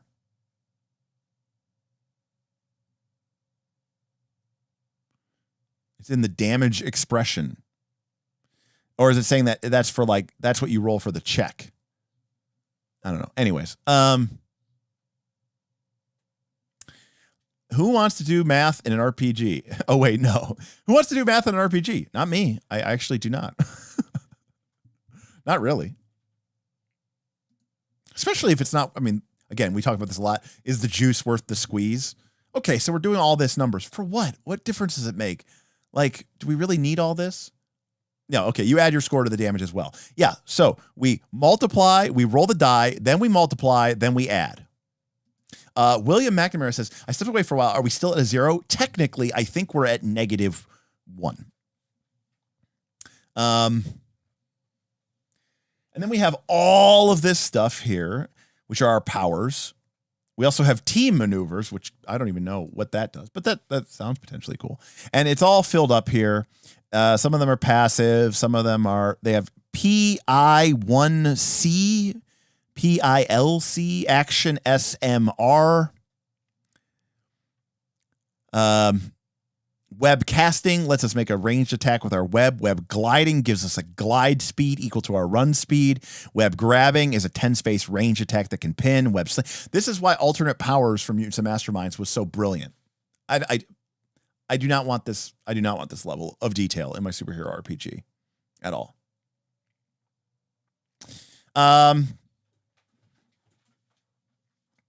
So I'm gonna skip the combat section real quick. We'll get back to it real quick.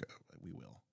I would quickly. By the way, I would hop over to the table of contents. I got to show you guys this. This is funny. I would hop over to the table of contents, but that's it. This is all that's in the table of contents for this incredible and amazing EPUB. Thank you, table of contents. You have been extremely helpful, and I am very happy that you were here to help me and my viewers understand what the hell was going on in this game. Okay. So what I'm gonna have to do here is I'm gonna have to go to this table of contents here and really try to see what this says.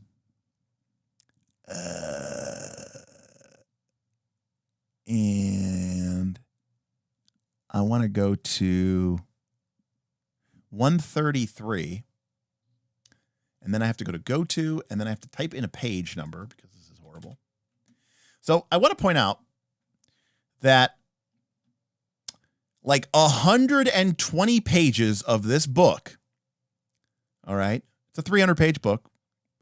40 or 50 pages for GMing, a couple of pages how the game works. We've been through the rules. There's information about combat, but almost half of the book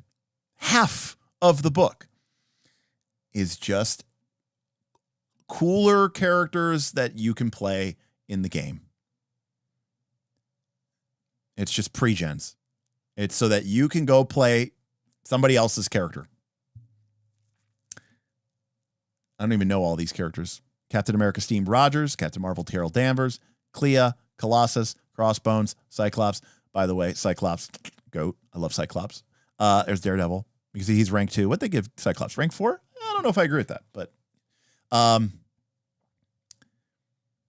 let's see here. There's everybody's favorite, Deadpool. Deadpool has I never was a fan of Deadpool, but Ryan Reynolds did such a good job with him. He has slowly grown on me over the years. This rank multiplier is way better than what they had in the playtest. Okay. I mean, again, it's not horrible. It's just fiddly, the less math, the better, though. That's one thing that makes Dragonbane so great. It's just simple addition and subtraction. I love detail in my superhero RPGs, but I also like restraint and balance, which Mutants and Masterminds does not have. I think I'm firmly pretty off of the detail in my superhero RPGs, honestly. Grizzled Noob says, this was the most disappointing RPG I ever bought, and I was so excited for it. Damn, Grizzled. They got you good, buddy. Beowulf says 120 pages of NPCs is awesome. I don't have to make them up. I can just reskin them. Half the book is characters, and 75% of them had an errata? Grizzled Noob, give us the details, my friend. What's funny is I recognize the flaws that Derek is saying, and I still find this to be the best Marvel RPG by far. See, I am one of those people who did not like the Cortex system, and I did not like the Marvel Heroic role-playing game system. Again, other people can. They're fine. I just, generally speaking, have not liked those games. And I think Marvel Heroic role-playing was even more with you just play the heroes that are already in the game. So we've got villains and we've got monsters, but we also got the characters that you could play. And it's just page after page after page. And the funny thing is, I understand who they're pandering to, right? There is a type of player out there who, when they pick this up, this is what they want. They're excited to just flip through all their favorite heroes and all their favorite villains and see how they would be built. And I understand that is an appealing thing for some people. I can just tell you, it is not something that I personally ever care about. I don't care how they built, the Hulk, who is rank 6 and has a damage multiplier of times 10 plus 9, which feels appropriate. He has 270 health. His damage reduction is -3. I hope that doesn't mean that the Hulk is getting hit for like 50 or 60 damage and then taking off 3 points of damage. I hope that's not what this damage reduction means. Is we don't know what damage reduction is because we kind of skipped the combat section, which we'll go back to. But Big Daddy Hulk, Human Torch, rank 4. So Hulk can deal max 69 damage. Yes, he can, Sanderson. It lowers the multiplier. Okay. Oh. Well, number one, that's pretty good. Let's be clear about that. That's pretty good. Someone has a multiplier of like times 5. Or no, well, we'll look it up. We'll look it up. Completely. The Marvel Heroic role-playing game doesn't even have character creation in the book. I know. Horrible. It's one of the worst. That is, I will say that. By definition, this game right here, this Marvel Multiverse, is better than Marvel Heroic role-playing because at least you can make a character. So anyways, yeah, just, again, infinite pages here. Literally, over 100, 120, 130. Is a lot. Now, I would quickly scroll back to another page, but unfortunately, I can't do that. Here we go. All right, here we go. We're getting close to combat. Let's take a look at how combat works. Let's see how much Hulk can smash.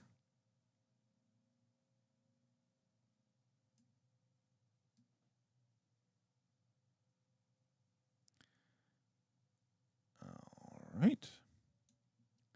Almost there. All right, here we go. Combat. Wolverine. I don't know who Wolverine is fighting here. I don't know which character that is. All right, combat. Ways you can play. Theater of the mind. All right. Respect. Because the one section said that everything is done in 5-foot squares. And it says theater of the mind. The default way to play the game is in the collective imaginations of all the players, otherwise known as theater of the mind. Most of the time, this works wonderfully well. Some groups can handle even the most complex combats in their heads. Shout out Mark Seifter. To do so, they treat location, speeds, and ranges more as suggestions rather than restrictions. This works especially well if the players don't happen to be around a table together. And then it says, but some people like to play on a map. So, but again, we'll see how the ranges are. The thing about it is a game that's designed for theater of the mind, but gives you ranges in feet or squares is kind of sending a mixed message. So we'll see. Grizzled Noob with the details. About 59 characters had errata. Like I said, disappointing. I'm hoping you have some insight after reading through it that helps change my tune. I may have just given up too soon. Well, so far, not loving it. By the way, you can buy our official licensed miniatures. Official Marvel multiplayer games maps usually feature a square grid, but you can play on any kind of grid you want. You can even use hexes with vertical movements. Throughout this book, we assume the game is being played on. Oh, there you go. There you go. There's the answer, Pumpkin. It says, throughout this book, we assume the game is being played on a map with a grid. So how? What they mean is that the default assumption is that when you are not in combat, that you are just doing it theater of the mind. But that even for some groups, that's too much. And so you might still use a map, even when the characters are not in combat, not in initiative order. That's what they meant here by theater of the mind versus on the map. But then when we get into the combat section, they are saying that it is the assumption here is that you're playing on an actual grid. When playing on a map or a diorama without a grid, the characters can have full freedom of movement and they can be placed wherever their characters want. You can use a ruler to figure out how fucking far they can move. If the map is set up for standard figures, an inch is one space.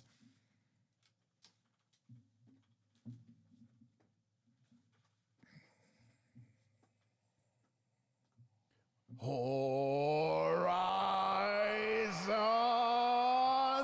Thunder Sphere.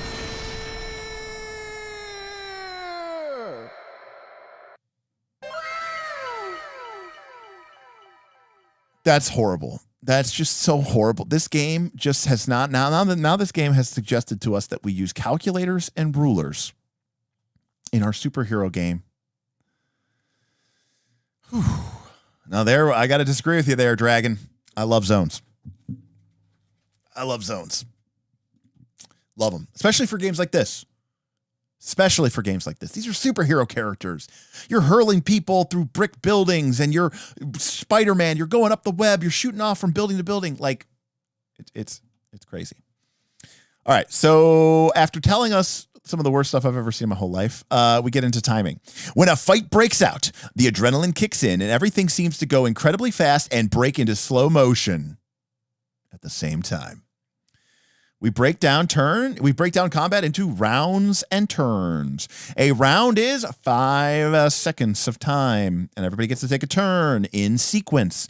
First, we determine where everybody is. Then we roll for combat with an initiative check to determine the initiative order. And then we start the round, and then we take our turns in the initiative order. And then we go back to start step 3, which is start a new round, and then the combat ends. So totally just normal initiative order. Line of shots. Okay, we don't care about this. We're making an initiative check.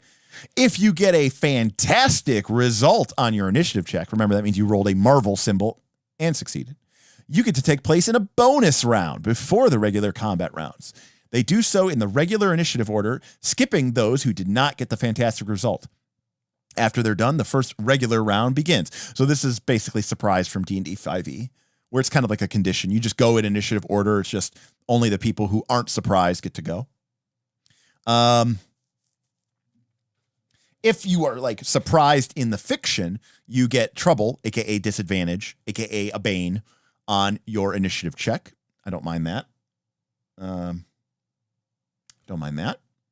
On your turn, you can take a standard action and a movement action. And you can take your standard action at any point before, during, or after your movement action. So literally 5e. Do we get a bonus action here sometimes, but only occasionally, maybe? Many fast and simple things do not require the use of an action or a movement action, but a character can still do them, like reloading your weapon or speaking or doing simple things like turning on a light or opening a door. Reactions. We get 1 reaction per round. We can delay. See, we did an entire stream about why I hate delaying. And if you're a member of our Patreon Discord, and why aren't you? You would have been part of a multiple thousand post conversation thread where we talked about delaying an initiative. We get a standard action. We can attack. We can dodge. We can escape. We can grab. We can help. We can move. We can use a power. I am going to guess that attack means you get to attack somebody. And dodge means it's like total defense. And escape means break a grab. And grab means make a grab. And help means give somebody an edge. And move means you can dash, which means you can move twice. And use a power means you can cast a spell. I'm going to guess. I'm just guessing that. Attack. You can attack in close combat with your fists and handheld weapons, or you can attack at ranged weapons with guns and bows. They have to be within your reach, and it's a good thing we're playing on a grid. Dodge. We actively dodge incoming attacks. Any attacks against the character have trouble, aka it's total defense. We can escape, which lets us break free from being grabbed, or we can grapple, which is what grab does. We can help. Our character does something, which we should describe to help out a character. That target character gets advantage. Gets an edge on their next action, as long as it happens before the aiding character's next turn. So there you go. It's literally 5th edition. You can move, aka dash, which means you get to move and move, because we're playing on a grid and that stuff's important. Or we can cast a spell. Use a feat. Use a power. I'm not a 5e expert. You all might be the 5e expert. That literally sounds to me like what you can do in 5th edition, right? The only difference is 5th edition has the bonus action sometimes. But you get a standard action, you get movement. You can use your standard action at any point during your movement, and your options are attack, total defense, escape from a grab somebody, help somebody, which gives them advantage, move, which is dash, which lets you do it again, and you can use a power. Sanderson's, this is exactly how 5e works. Bonus actions are the only difference. We also get 1 reaction every turn. Many powers can be used with a reaction. There are a number of basic maneuvers anyone can use as reactions. We can escape. We can do a fastball special. Apparently, that's just an inbuilt. The one of the defining things about Wolverine and Colossus is apparently a inbuilt reaction that anybody can use in the game.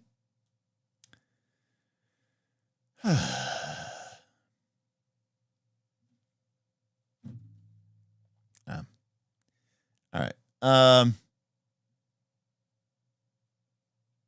Interesting. We can interpose. We can release something.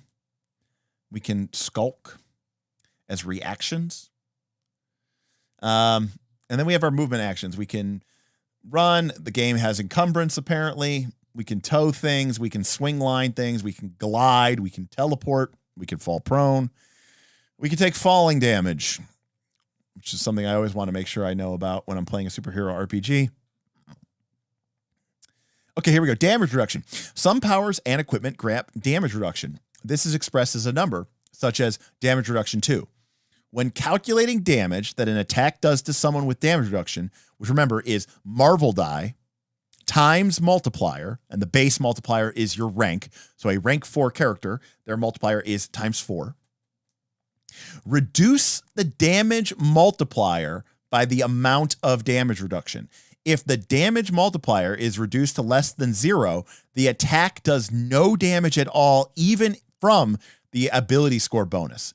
So if somebody has the Hulk, who had damage reduction 3, would take a times 3 multiplier and reduce it to 0 and basically, if you're rank 3 or lower, you cannot hurt the Hulk.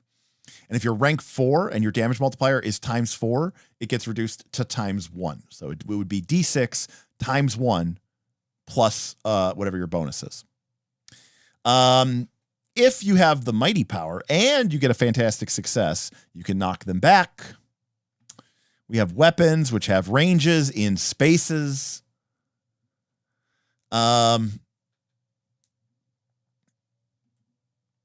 We have additional rules for frag grenades and flashbang grenades and submachine guns, the kind of minutia that I do not want in a superhero game.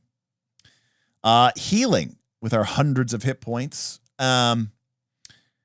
We get back lost health and focus equal to our rank for every hour that we take it easy. For every hour we sleep, we get double that. So Spider-Man heals 4 damage an hour, or 8 if he's sleeping. Okay. That seems overly fiddly. But if we want, we can, again, we talked about this before, we can spend our karma and we can make a check and we can recover a ton of stuff. If we go to health to 0, we are unconscious. Basically, we're out of action. If we go to 0 focus, we become demoralized. When demoralized, any powers the character is concentrating on end immediately, and they have trouble, aka disadvantage, on all action checks. If we are killed, we are removed from play permanently. Well, permanently. Death is often not the final word in the Marvel multiverse. Shattered. If a character is shattered, they are mentally broken and require long-term care. Many people never recover from such an experience, but heroes often manage it. Until the character's mental health is restored, the narrator can give the player the option of playing a different character. We also have conditions. Yeah, Damien. Karma is basically healing surges. But you can also use them to basically get advantage or disadvantage. I don't hate it. I actually think that's fair. I think that's fine. I don't mind that.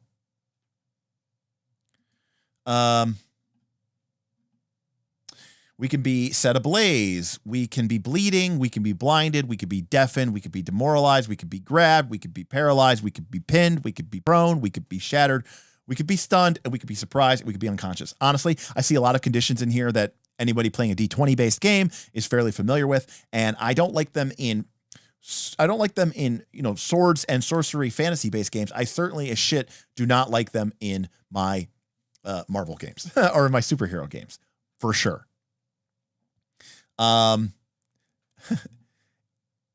It seems like this game was designed to be a complex game like Hero or Mutants and Masterminds, but final development was done by execs that said, don't worry about how it plays, simplify it, and put in a bunch of fucking Marvel terms, and I will sell it, and it will sell.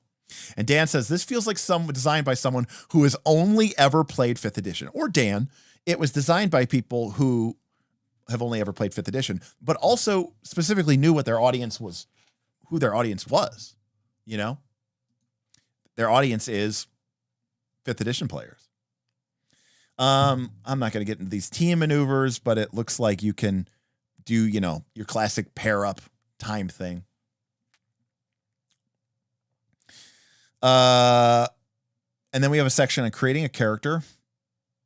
Looks like you determine rank. So we can play early. We could be like rank 2 or 3 characters. We could be rank 4 characters. Then we get a point buy to buy ability scores. Okay. So like if we're rank 4, the highest anyone can take is a 7. And we have 20 points to buy. We pick our backstory, and then we have to pick our powers. So that's the one thing we really have to get into here is the powers. And remember, our health is 30 times our resilience. Our focus is 30 times our vigilance. Blah, blah, blah. Yep. And then we've got, FBT details, height, weight, gender, eyes, uniform, et cetera, et cetera. Yeah, exactly. I mentioned Matt Forbeck in the beginning of the thing. So yeah, this is not a situation where the designer is unfamiliar with other RPGs, right? It's more that, this is very clearly being designed to be, D&D adjacent, for sure. But, which, I mean, again, if you're used to playing D&D, this game is going to feel right at home for you. It's not the game for me. I find that and my experience has been that when people play comic book RPGs, there's two types of people. There are people who basically want to play the Avengers, but in D&D. And have like the superheroes and have all the powers and basically play it like it's D&D. And then there are people who want to play comic book games or superhero games because they want to explore what is at the core or what is at the heart of comic book stories and really get into the sort of emotional, social components of those stories and dig into those. This is definitely for the former, not the latter. But he has said his design goal was designed for fun, simplicity, and to make it appear presentable to fans for the most popular Western RPG in the hobby. And yeah, I think that to that end, he has succeeded. All right, so we get to make a new character here because we do get, again, Marvel Heroic Role-Playing, the old game from Margaret Weiss, literally did not have character creation in it. So props to them for at least including character creation. So we can see here, say where we get our powers. Oh, here we go. Powers. You get to pick 4 powers per rank. If they focus them into smaller numbers of power sets, we might even be able to pick up a few more. So like a rank 4 character has 16 powers. It's kind of a lot.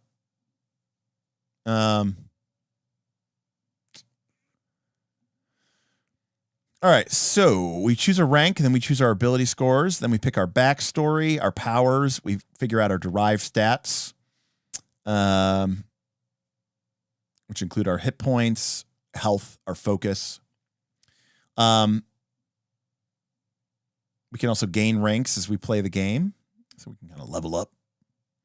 Here's some examples of backgrounds that your character could have and some examples of tags that you gain from that. So, for example, if you're an Inhuman, you have the Inhuman Genes tag. If you're an Atlantean, you gain the Amphibious Extreme Appearance tag.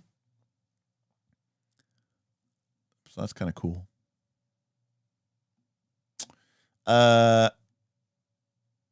We got a bunch of traits and tags, which are different. Shout out to the X-Men. I don't know what Jubilee's doing in there, but I do love it. All right, so here we go. Powers, yes. So 4, 8, 12, 16, 20, 24. For each rank a hero has, you can pick up to 4 powers. Power sets. Some powers come in thematically related sets called power sets. This is things like super strength, martial arts, and spider powers. You can select powers from as many different power sets as you like. However, if you use powers from fewer sets than your character's rank, you get a thematic bonus. This is equal to the character's rank minus the number of power sets that you use. Okay. I don't think I understood that. Spider-Man only uses basic powers and powers from the Spider Powers set.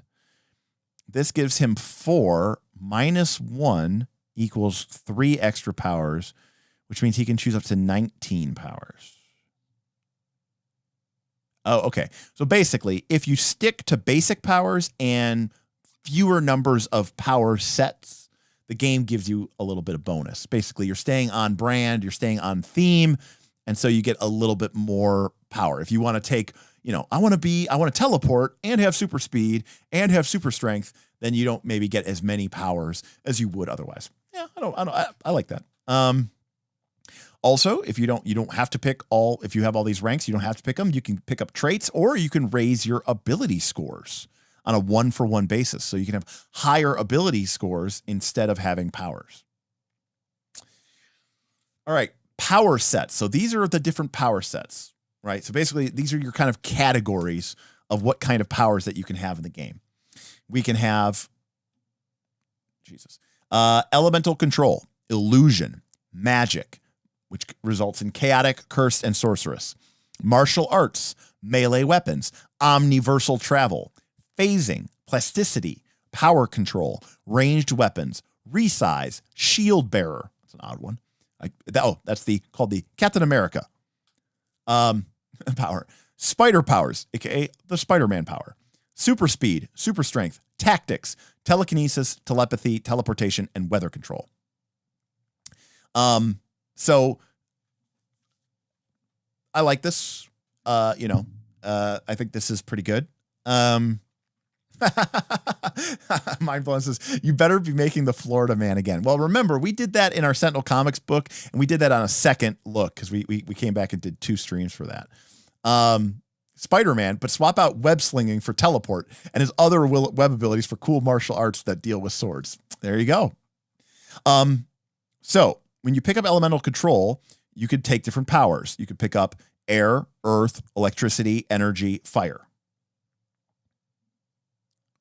Force, hellfire, ice, iron, sound, and water. Iceman, and again, Iceman calls his use of elemental form his ice form. Cyclops has the power elemental blast. He could call it energy blast, though, since he fires blast from his eyes, and he calls it optic blast. So I like this. This is very similar to Mutants and Masterminds, where you have this idea of these generic powers. Mutants and Masterminds is even more fiddly than this. So I kind of like this better than Mutants and Masterminds. Because instead of getting into the minutia of having to I want to take 5 ranks in flight and 3 ranks in super strength and 7 ranks in blast and all this other stuff, which you have to do in Mutants and Masterminds. I like that this just, gives you a special ability. Now, that being said, Mutants and Masterminds had this incredible thing called alternate powers, which we've talked about on the stream before. But alternate powers was the idea that I don't have to take every single thing with my character's flame blast power to be able to do flaming things or fire related things. I can also use the alternate power rules to basically be like, well, I'm going to melt this door with my Inferno blast, or I'm going to light the room on fire with my Inferno blast, or I'm going to, raise the temperature without causing any flames with my ability to control heat or flame. And I like that a lot because, again, it gives you a lot of creative liberty. This feels like this is giving you a very specific power.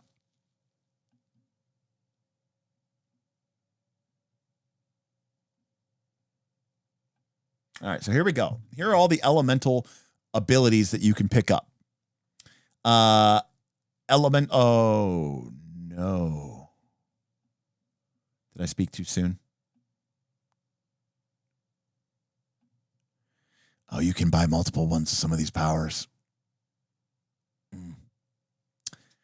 Well, all right. That's all right. Never mind. I was giving this thing a credit over Mutants and Masterminds because I was like, oh, it doesn't have to get so fiddly where you're like, oh, I have, rank 3 in this. Well, no, because for example, accuracy, there's accuracy 1, 2, 3, 4. Most of them do not have ranks. So at least there's that. I'll give some of them do. Some of them have ranks. Some of them do not. So I will say that I take back some of the points that I gave it, but I don't take back all of them. So right now we're at a 1.5. So again, if we look at, so basic powers are accuracy, additional limb, anger, brawling, brilliance, trickery, discipline, disguise, yada, yada, yada, flight, just because it goes against everything. Shield bearer literally has braces for impact, do this all day. That's literally the name of the power. Do this all day. Hurled shield bash, hurled shield block, hurled shield deflection, immovable, ricochet shield 1, 2, 3, 4, shield bash, shield deflection, shield wall. So this is literally this Captain America build. My point is, in order to be Captain America, I don't want to take all this. When I'm playing a superhero game, I don't want to take all this. I don't want to be sitting there and nitpicking over did your Captain America pick up the Rico shield? Well, sorry, you can't Rico shield. You didn't pick up Rico's shield. It's I don't want to have to fucking work. I could control the weather, and you're like, oh, cool, all right. Cool. Weather control. Here we go. Yeah, I can create lightning bolts, and I can control the weather, and I can create thunder, and I want to make a fog come rolling in. Oh, well, did you take the control fog power? Well, no, I didn't take the control fog power. Sorry, your weather controller can't control fog. I hate that.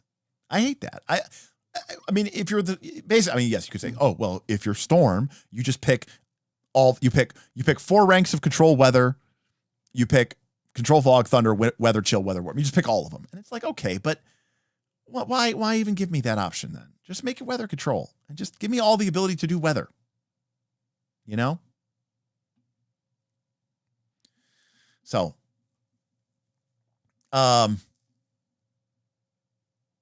you can do narrative shit with your powers without taking specific powers from them. If you have a fire theme, you can. Yeah, except the problem, Damien, is that like it's cool. Narrative effects are cool, but I'm talking about like doing things in the game. You know, the way like Mutants and Masterminds could.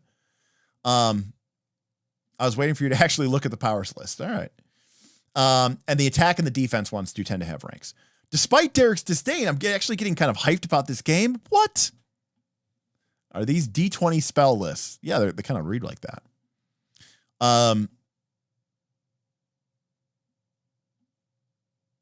Sanderson says, I think there's a tiny bit of merit to the idea of playing someone mentored by Cap on how to use a shield and picking up the powers to illustrate that. Yes. But again, there's that, it's like, how much mechanical definition do I need over every single nuance of what your character can and can't do in a superhero game? I think for me, traditionally, the answer has been very, very nuanced, very, very fiddly. You know, the hero champions, mutants and masterminds model. I am much more of a believer that I actually want less nuance and less detail. So have hero points to let you duplicate other powers you don't have for a scene, and boom. And now Beowulf, you're playing mutants and masterminds. I had to make a high-level Mutants and Mastermind 2nd edition character at one point, and it broke my brain, as it should. Making a high-level mutant, even making a starting power level 10 Mutants and Masterminds character requires you to spend 150 power points on everything from your ability scores, to your skills, to your saves, to all of your feats, to all of your powers. It is way too much work. It is way too much. Is there a PBTA superhero RPG? There is, Anthony. It is called Masks.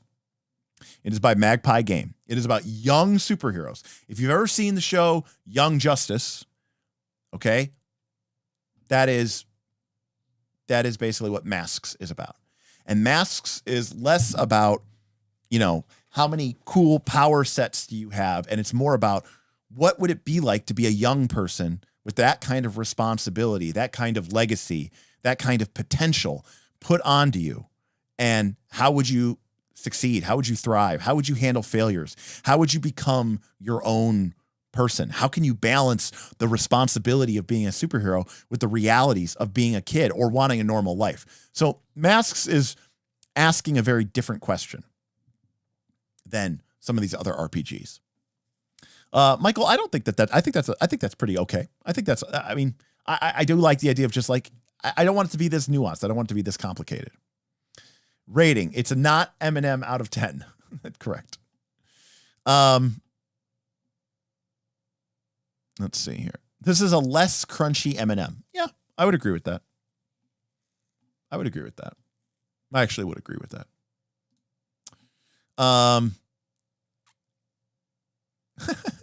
Anthony, what game are you going? What do you got to buy?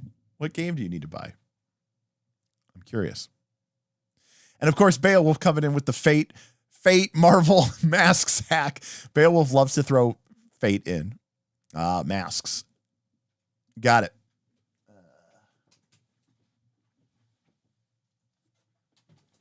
Yes, this is Masks. And yeah. So, very good game. Very good. Magpie knows what they're doing. I mean, it's powered by the apocalypse. Let me be very clear about that if I didn't say that already. It is a PBTA game. So it has its own quirks and flaws.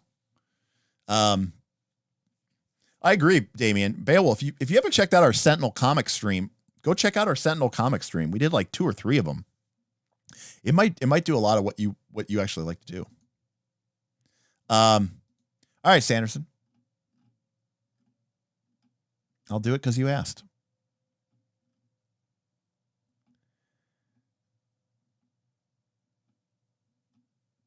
Jesus Christ.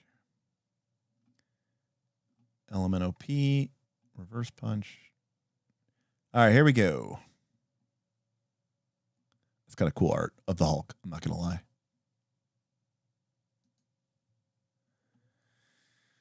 All right. I went all the way here for super speed, and they don't have it. So that's cool. If somebody has the book, wants to tell me what page I'm supposed to fucking go to, that'd be cool. I don't know what order this is in, or maybe it's just not called super speed. Probably not called super speed. It probably has some stupid name. All right. Yes, this is the fastest I can scroll through this horrible thing. All right. Teleportation, telepathy. Okay, here we go. Super speed. Blazing fast fists. Blur. Catch bullets. Lightning actions. Molecular destabilization. Run on water. Speed blast. Speed run. Speed swim. Ah, so it's speed run. Now to make this, and then of course it doesn't tell me what page it's on, but it is in alphabetical order to a certain degree. All right.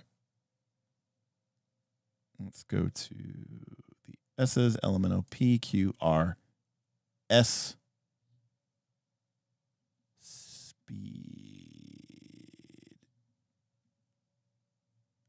Speed run. Speed run 1. You run as fast as a car. Speed run 2. You run as fast as a jet. Speed run 1. The prerequisite is you need to be rank 2. You got to be a rank 2 character. It is permanent. Multiply your regular run speed by their rank to get their new run speed. Outside of combat, you can move 3 times as fast. Speed run 2. You can move as fast as a jet. Outside of combat, the character can move up to 50 times as fast as their increased run speed. But it does nothing inside of combat, which is a little strange. So let's do the math on this. I'm going to pull out my calculator here. Let's do this. All right. So our characters by default, I think it said, can move 5 squares in a combat round. If I'm wrong about that, let me know. In a combat round, I think it says is 6 seconds. And the square is 5 feet. So a character can move 25 feet in a combat round. But if we have speed run, we get to multiply our rank by this. So let's say we're a rank 4 character. So we can move 100 feet in combat. And outside of combat, we can move 3 times as fast. But if we have speed run 2, we can instead move 50 times as fast outside of combat, which is 5,000 feet in 6 seconds. So that's about a mile a second, or I'm sorry, in 6 seconds. So a mile every 6 seconds. So 1 mile in 6 seconds, give or take, which means in a minute, we can move about 60 miles. No, 10 miles. Duh, because it's 6 seconds. And then 10 miles times 60. So that can't be right, is it? Oh, yeah. Wait a second. Let me do that again. 25 feet is your base movement. Your increase in combat, your run speed is now times your rank. We're rank 4. So it's 100 feet in a combat round. Outside of combat, we can move 50 times. So we can move 5,000 feet in 6 seconds, which means times 10, we can move 50,000 feet in a minute, which means that we can move 3 million feet in an hour, which means we're only going 570 miles per hour. I mean, that's fast, but that's not like Quicksilver Flash fast. You know what I mean? Like that's not like insane. But also too, remember that this character moving 570 miles per hour. I mean, to be fair, it does say that you can run as fast as a jet. So, I mean, yeah, listen, that's the speed of a jet. I'm not saying that. Now, Beowulf says, I think I'm supposed to multiply that by 3. No, I don't think so. I mean, it's fast. I'm not going to lie. Now, to be clear, it does solve the issue. Marvel doesn't have Flash speed characters. Isn't Quicksilver like ridiculously fast? No, it is definitely not take a few laps around the world during a monologue fast. In fact, if you want to see one of my favorite, I mean, maybe you've seen it before, but if you want to see one of my favorite scenes of all times, it's the one where at the end of, I think it's Justice League Unlimited, where the Flash, they're fighting Brainiac and he's mixed with Lex Luthor. It's the old comic or the old cartoon. And Lex Luthor / Brainiac has basically taken apart the Justice League, and all that's left is Flash. And Flash, oh, it's such an awesome. It's so awesome. Has everyone seen this? It's so awesome. All right, you know what? Whatever. It's my YouTube channel. I don't care. I'm looking it up. Let's take a look here. Boom. Oh, it's so awesome. Let's take it here.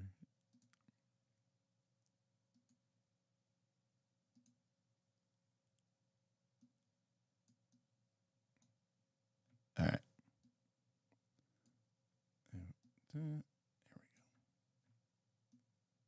All right, here we go. This is like one of the coolest superhero things of all time. All right, so to wit, the Justice League is Brainiac has basically taken over the body of Lex Luthor. He's basically destroying the world, and he's basically taken out the Justice League, more or less. Okay.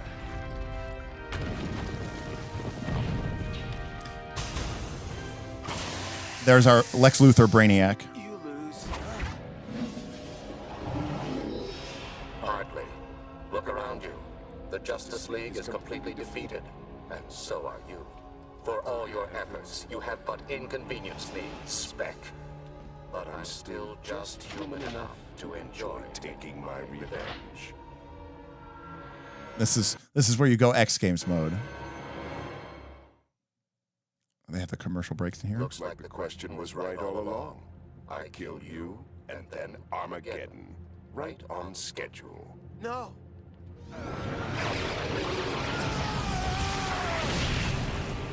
All right, for starters, that's just amazing. The Flash just literally starts vibrating so fast that he just like disintegrates those Brainiac Are constructs. you going to fight me, boy?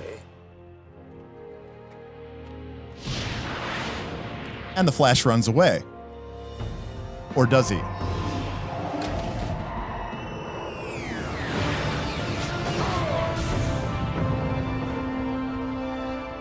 So cool. It's so good.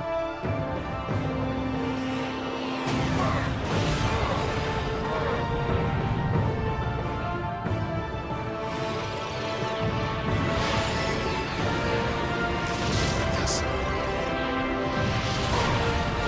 He's just running around the world to build up momentum to hit him. So cool.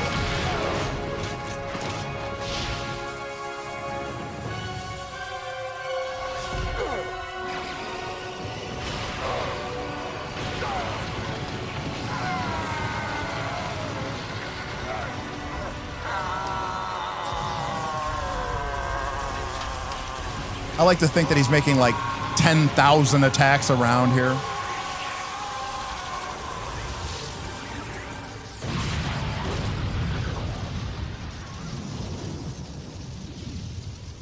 And yeah, and that's like one of the coolest cartoon superhero moments of all time. Anyways, we won't be doing that here, but that's not necessarily a bad thing. I mean, that is pretty high level. So the interesting thing here is our character can run as fast as a jet. They can run as fast as a car, but in combat, our character can move 3 times faster. A little bit of wonkiness there, I suppose. I mean, they try to make it so that it actually works on a grid. It is a little bit strange, though. I don't know. Maybe that's just me. But yeah. Anyways, it was pretty awesome. That scene. I don't hate this. I mean, this is pretty easy and reasonable. Again, I imagine you just. I mean, if you're going to make a speedster, I guess most people would probably just go, okay, I'm going to take everything in the speedster category, because then you even get extra powers, right? So the game really does kind of reward you for focusing and making niches. And all of these powers work very, very mechanically. I mean, they are literally it creates a new effect that your character can do, and if they don't have it, they can't do it. We saw in the Spider-Man example, all of the different web powers that the game gives you. And it's like, if you want to be able to do the Spider-Man shit, then you basically have to pick up all the different web powers. And without them, you're not doing all the Spider-Man stuff, right? Again, this horrible formatting. Thank you. Look, I don't know why randomly sometimes. So not only is the book horrible, but then sometimes it randomly formats pages horribly too. So yeah, you need web casting, you need web gliding, you need web grabbing, you need web slinging, you need web trapping, right? You need you need wall crawling, like you need all of these different things. And the game, encourages you to take all of those, but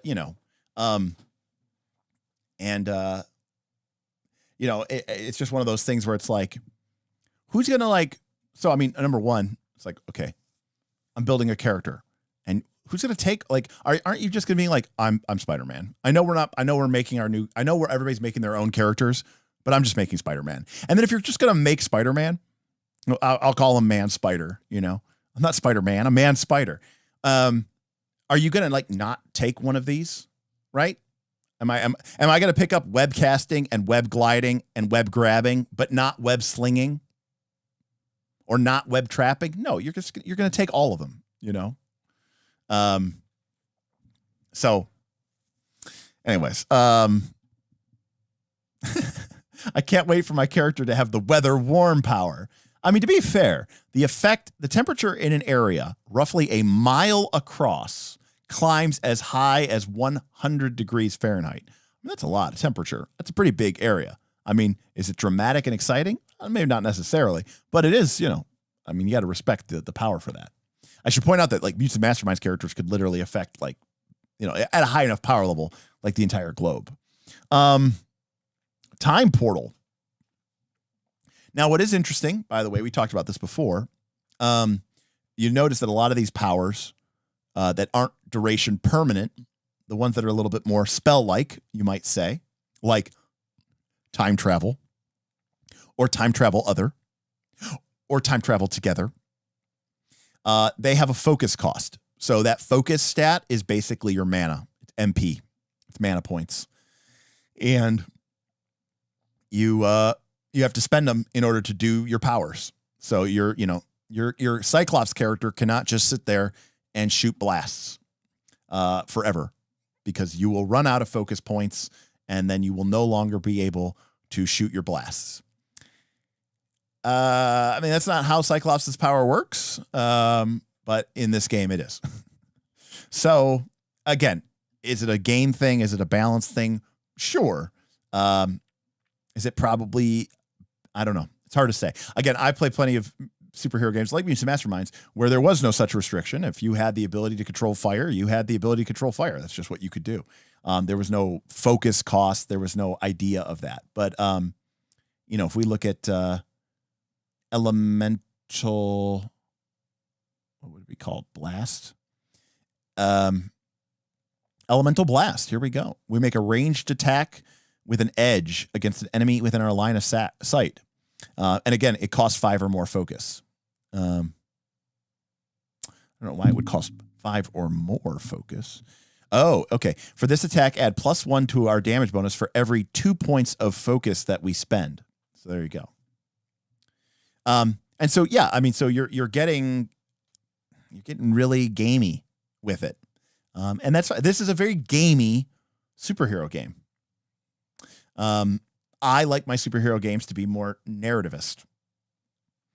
In fact, I would say that Mutants and Masterminds and Hero, or I should say Champions, are more simulationist in their approach to superheroes. They're like trying to like, what if superheroes were real? How would we build those? How would we model every single little component of the character? Games like Masks says, I don't really care about the game. I don't really care about the simulation. I want to focus on the narrative. I want to focus on the storytelling beats and the storytelling tropes of comic books and of superheroes. This game feels like it's trying to be more gamey, right? With, feats and powers and, resources and, using up my mana, aka my focus, to cast my spells. I mean, cast my Optic Blast as Cyclops. But like Cyclops using Optic Blast shouldn't feel like casting a spell, or at least that's how I feel about it. So yeah, it's kind of a weird space. That being said, the gamey elements to it seem, there's not a whole lot of like, I don't know how much balance or control there is to the game, Cyclops can run out of power if you keep him away from the sun long enough. Right, Damien, which would totally be something I would do in a Mutants and Masterminds game, but I would do it because of the fiction, and I would award the player a hero point because I just applied a disadvantage to their character trait. Can you break up your movement before and after attack, Beowulf asks. Yes, you can. The combat section made that very clear. FMD says, it's very gamey for not having much game. Fair enough. Anthony says, looking up powers for each NPC as a battle in a battle is taxing on the GM. Ooh, yeah. I mean, think about it that way. You go to fight a bunch of monsters or even random, minions, let alone villains, let alone a team of villains. You're going to be looking up a ton of different powers, Yeah. Oh God, Anthony, you're right. This is Fantasy 20 where every enemy is a spellcaster. That's a brutal way to look at it. How do you get better in this game? Is there leveling up? Yes. So it does say that it's a narrative thing. Remember, you have that concept of your character's rank. And so, your character might be rank 3. You're more of like a, low level superhero. Rank 4 is more of a major superhero. If in the narrative of the game, we kind of agree that everybody has sort of gone to that next level. We've gone to space. We fought Thanos. Our characters were used to be rank 4, but now they're more galactic level players and they're rank 5, and then that would be it. I guess you would get more powers and your damage multiplier would be ×5. And I mean, that doesn't really sound like going up in the rank too much, but there's no XP system or anything like that. Hardrick says, Masks sounds like it would be great for Sky High. Yeah, it would be. It would be very good for that. I mean, I'm not saying that Masks is perfect as a superhero game because it can be a little bit teen drama focused, but I think that's okay. This is one of those games where asymmetrical design between NPCs and PCs is a must. I would agree with that. This is also another thing is when I play a superhero game, this is true for so many games, but I mean, I'm about to play Forbidden Lands tomorrow, and in Forbidden Lands, I, the GM, have to roll dice, which I'm very upset about. But let me tell you something about it. When we're playing a superhero game, you never want to roll dice. Nober says this game cares zero about how it plays. It just wants people to recognize concepts and buy it. Savage. Again, I haven't played the game, but there's not a lot here that I'm really excited about. I would agree with you. I'd agree with you, Nober, if it didn't play so well. So Anthony seems to feel like it plays well. I mean, I imagine it plays as well as D&D 5th edition does,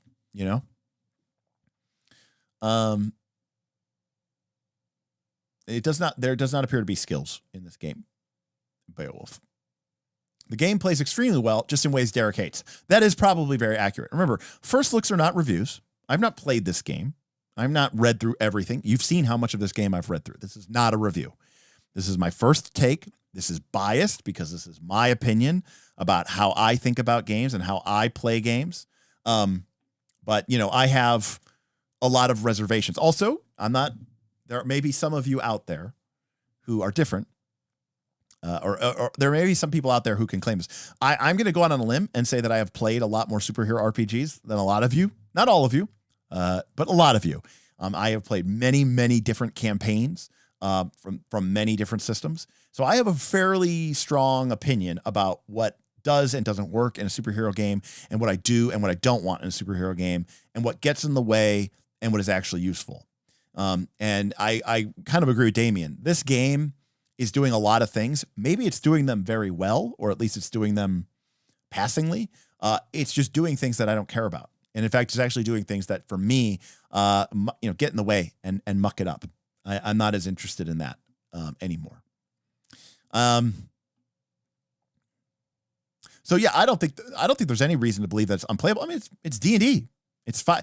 Replace D20 with 3d6, target number, you hit, you miss, you do some damage, you reduce people's hit points. If you roll the Marvel symbol, you get a cool little benefit. If you fail with the Marvel symbol, you get a little consolation prize. I mean, boons and banes, advantages and disadvantages, edges and troubles, stack, and cancel each other 1 for 1. So it's taking that concept of the 5e chassis, which I actually think is pretty okay, and applying some improvements to it in a way that people like. In a lot of ways that people complain about 5th edition. So I don't think that's like a horrible recipe for a game that a lot of people would probably respond to very heavily. I can just say that all that stuff is not stuff I care about with a superhero game. I don't want superhero D&D. I don't want superhero feats, skills, and powers. That's not what I'm interested in a superhero, when I'm playing a superhero game, it's like I've said this before on the thing. Like this happened in both the original Batman films and the newer Batman films, the Christopher Nolan Batman films. In Batman Forever, the third Batman, the one with Val Kilmer, the Riddler, right, is basically posing the whole movie. And in fact, it's called Batman Forever. And the premise of that movie is, who is Batman? Is Batman Bruce Wayne? Or is Bruce Wayne Batman? In other words, who's the real person? Is it Batman or is it Bruce Wayne? And The Dark Knight, the Christopher Nolan film, asks the same question at the end, which is what the Joker is asking. Because he says, I'm going to kill Harvey Dent or I'm going to kill Rachel Dawes. Which one do you save? Because Batman should want to save Harvey Dent, the future of the city. But you, Bruce Wayne, personally, should want to save Rachel Dawes. Who do you go and save? And of course, the Joker really twisted the knife on that one. But the point is, that is a more interesting superhero story to me. What do you do? How do you protect those that you love? Like, who are you? Are you your hero, or are you a person? What personal sacrifices are you willing to make? Like, I like more of that level of storytelling, like turning a superhero game into like your, typical grid-based D&D style fighting game, and pew, pew, pew, I'm going to use my powers and I'm going to spend some points and erase big numbers, go burr on my character sheet. That's just not what superhero games are for me. It's not what they do for me. So yeah.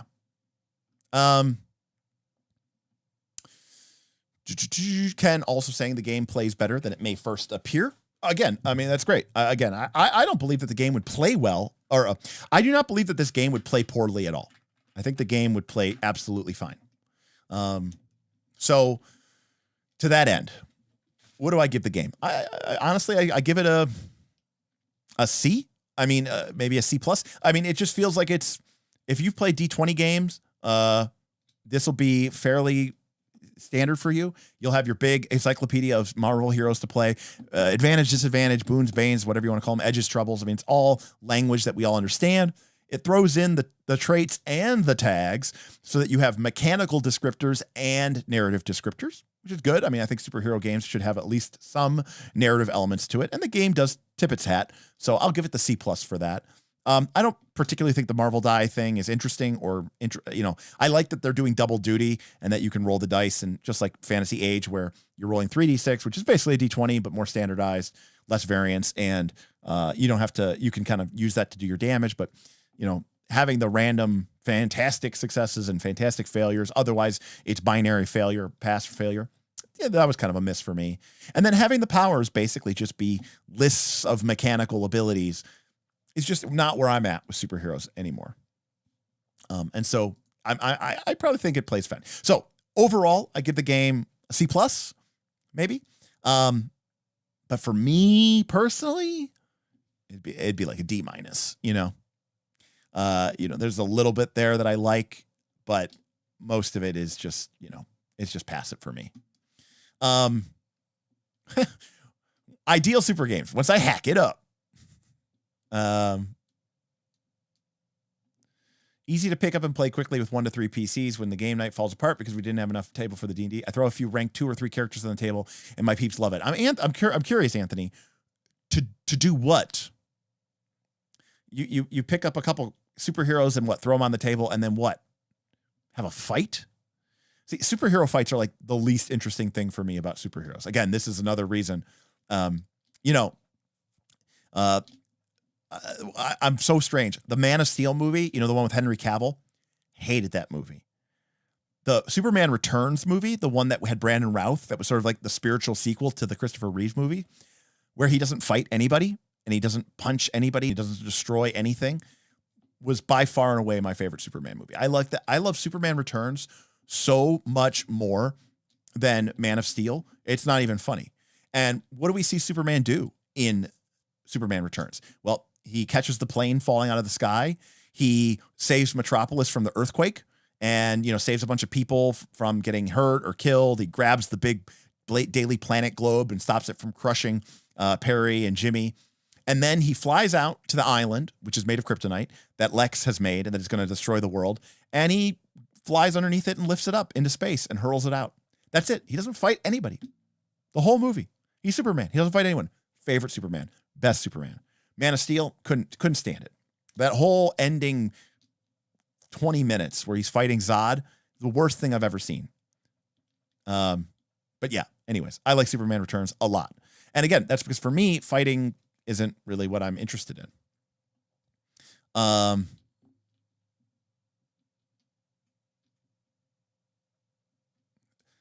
see. Let's see here. I think a grade of C+ from Derek is perfectly fair. Well, thank you, Ken. Beowulf says B+.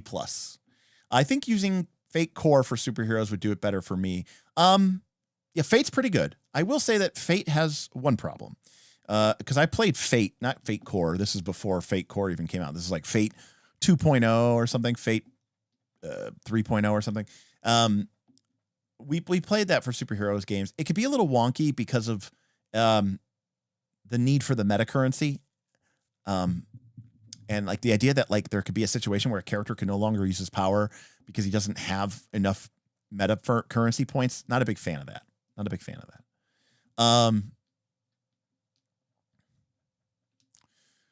Let's see here. Beowulf enjoyed Superman Returns.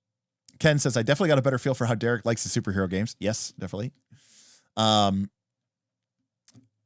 I don't want to be clear, I don't want a game that simulates, like, even comic books don't simulate superheroes, right? Comic books are comic books. They aren't trying to simulate anything. They're trying to be, like, I want a game. That's actually, Damien, that's a really good point.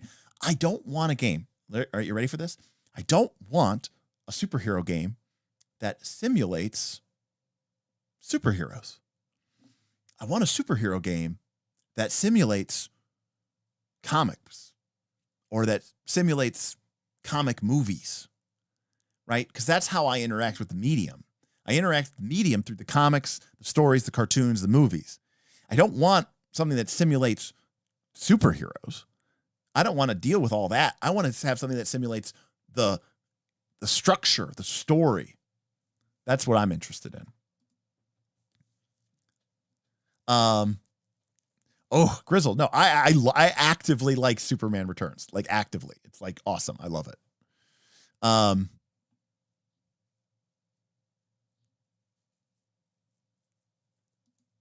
right, Anthony. I mean, that's cool that you can bust it out like that and use that one shot for it. I mean, the old, the Invisible Woman Deadpool team up is the team up that none of us ever knew that we were missing.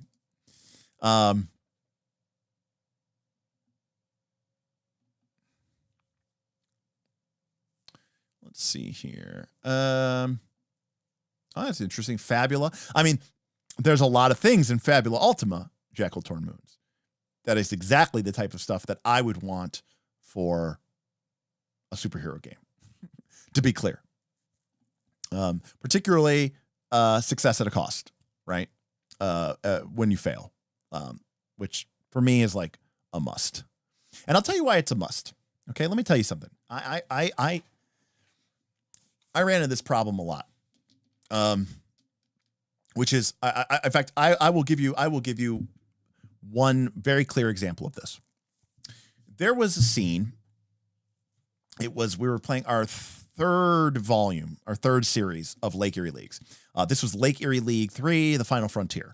And this was the season where they kind of went Guardians of the Galaxy. And they had a dimensional traveling spaceship called the Nexus. And they were basically going on and doing, crazy adventures in different planets and stuff like that.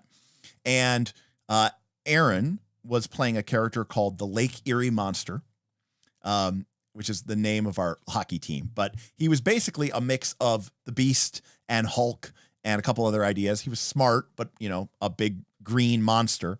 Because, again, we were Lake Erie based. We're out of Cleveland, and our hockey team is Lake Erie Monsters. And he was called the LEM, the LEM. But anyways, there was a scene at one point where the ship's dimensional core was destabilizing. Now, we were playing comic books. And that means that as a player and as a group, we had an understanding here. The heroes aren't going to. No one's here to watch the heroes die. Like, let me put it this way: if a bus full of children, okay, is dangling over the edge of a bridge, I think that would all happen in your superhero game, in my superhero game, and the movie. But when I'm playing a superhero game, for me and for my players, there is no expectation that my character is going to come in. I'm going to try to save the bus, fail my check, and it falls to us, and then all the children fall to their death. If that is something that you are okay with happening in your superhero game, or you allow to happen in your superhero game, the fuck is wrong with you? Because that's not what superhero games are about. So I realized that this was a problem when we were playing Mutants and Masterminds, and that uses binary pass fail, and the dimensional warp engine of the Nexus was going to explode and was basically going to like destroy this planet.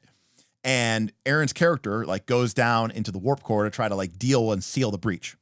And I made like the DC like pretty, or like his character had like a really high skill in like computers and engineering. And like I set the stakes, and then he rolled really badly, and he failed. And he was like, "That's fine. I have a hero point." And he re-rolled it and still didn't succeed. And there was like this like record scratch moment because everyone was kind of like, so what happens? And I realized, I was like, yeah, I you've called me out. Like but I wasn't meaning to. I wasn't like thinking about it like in any sort of stretch of the imagination. I was just playing the game as I want. And then remember, this was a long time ago. This was like 15 plus years ago. So this is before I've had all this experience with, PBTA and Blades in the Dark. But I realized at that moment, I go, there's something wrong here. Like, the question shouldn't be whether he succeeds or failed. Of course, the hero is going to save the day. Of course, the hero is going to not let all the people on this planet die, because that wouldn't be appropriate for this kind of story or this kind of genre. This isn't what these people signed up for. But I like that there's tension. I like that there's a check, but the check shouldn't be to see if he succeeds or fails. The check should be, what kind of consequences does he have to bear that the hero has to suffer so that he can succeed? If he rolls high enough, he saves the day and everything is fine. But if he rolls low, he should still succeed. And we've talked about this in many streams about, success and failure. But when it comes down to like superhero RPGs, the biggest problem with them is that if you follow these rules, you are going to end up with situations where, it's your climatic, dramatic moment at the end of the Avengers movie, and, Thanos rolls a couple nat 20s and kills everybody, and that's it. That's like the end of the game again. And like, you know what I mean? Like, you just end up with these really weird situations where everybody's looking around the table going, it just doesn't feel right. Because that's not how superhero movies go. There are losses and there's sacrifices, but it's done in a very, Fabula Ultima way, where a character dies and then chooses the sacrifice option instead of the surrender option. So there's a lot to like about what Fabula Ultima does with the Final Fantasy JRPG genre that you could and should, I think, apply to the superhero genre. Deadpool and the Invisible Woman would cry pretty hard when they rolled a 1-2-1 and the bus of kids fell into the river. Anthony, you're just a stone cold killer, my friend. You were just a stone cold killer. But I do like the surrender of sacrifice for superhero. Yes, surrender of sacrifice is perfect for a superhero style game. Like must have. But again, I for me, it's more like I don't want to ever be put in a situation where I can put the players in these really trying and tough situations, and then they fail, and then one of two things happen. Either one, you kind of pull back the curtain on your game because they make the roll, they fail, and then you're like, the bus starts to slide off the bridge, but then it gets caught by its back rear tire and it's hanging. Oh, it's so close to falling. And the player's like, okay, I try to pull it up again. And then they fail again. You're like, the doors to the bus fly open as it swings in the thing, and there's a person, one of the kids is hanging out the bus door. He's just clinging to the doorway, and you're like, all right, I try to save the bus again. And this time you roll well, and you're like, oh, you save it. Everybody saved. You pull the bus up with your super strength. So good. That was so tense, No, it wasn't, because the GM was we were just continuing to go until you essentially succeeded. There was no eventuality for if you failed. And I don't like that, because I don't want the bus full of kids. I don't want the 4-color superhero Fantastic Four X-Men and then to be like, yeah, kind of rolled like shit today. A bunch of Sentinels came in and just murdered. Oh man, so many innocent civilians. It was brutal. I mean, you normally would think that we could stop them, but Neardrum just popped on live. What the overall impressions? Overall, it is 5th edition plus, meaning I think they cleaned up some of the elements of 5th edition that probably could use tweaked. And I gave it a C plus in terms of, I don't think it's doing anything super revolutionary. I can get where it's very appealing to people who come from a 5e basis. It's not D20. It's clearly not 5th edition. There's a lot of similarity in all the ways that will make it easy to integrate. That being said, for me personally, it does very little that I am interested in. For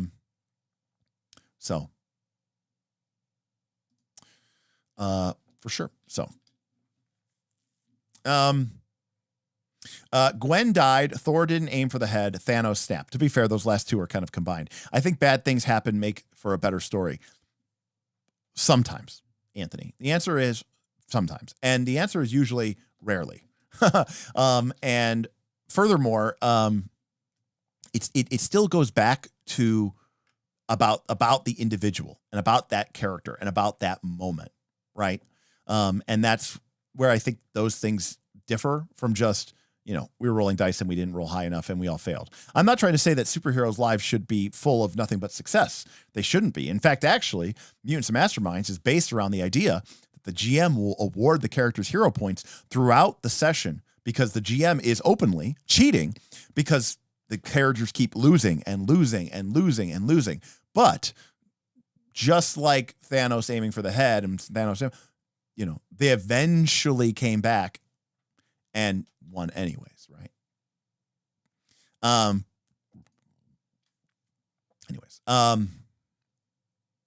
Correct. I mean, yeah, we're all biased. I'm just saying I've played a lot of superhero RPGs. And I'm just, I'm not about these really hyper fixated books, The book reads as a C or C minus. Actual play is like a B plus, and sometimes even an A minus, which is great. I mean, I love superhero games. I think people should play more of them. I haven't played them in a long time. It's been a while since I've had a superhero game to the channel. But Superman succeeded with a major twist. He saved the trolley, but lost his supporting character. Right. I mean, that's always the deal, right? They're making that choice between the two of them. And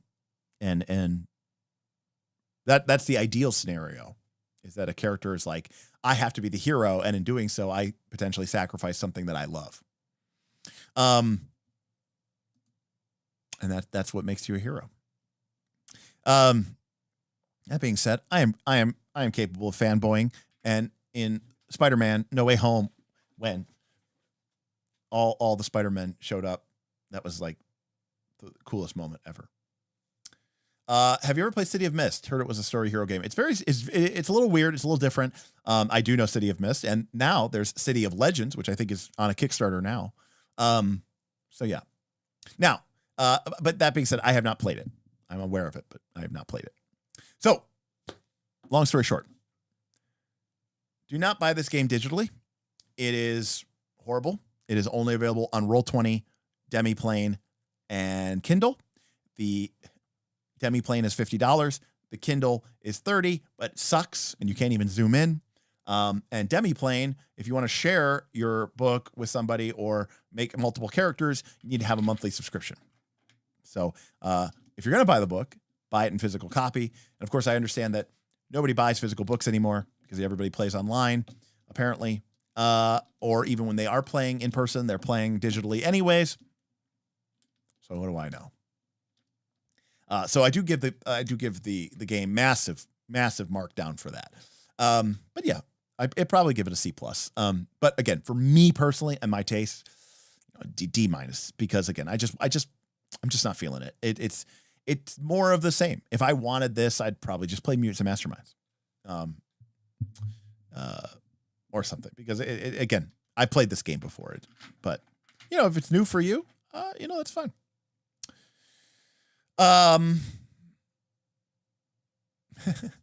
I always buy the paper. I'll never have a shelf like Derek if I don't. It's growing, Anthony. This, admittedly, I do buy more PDFs these days because I do so many digital games, and it makes more sense for me to own the digital copy than it does for me to own the physical copy. So anyways, well, that's going to do it for Marvel Multiverse. Again, simple, easy, I think, to pick up, but for me, just a little too fiddly. But if you're into just picking up some of your favorite Marvel superheroes and rolling some dice and having a gay old time with the Cyclops and Emma Frost and all those other people, then the game, you could do worse. I do think I liked Sentinels of the Multiverse better than this game.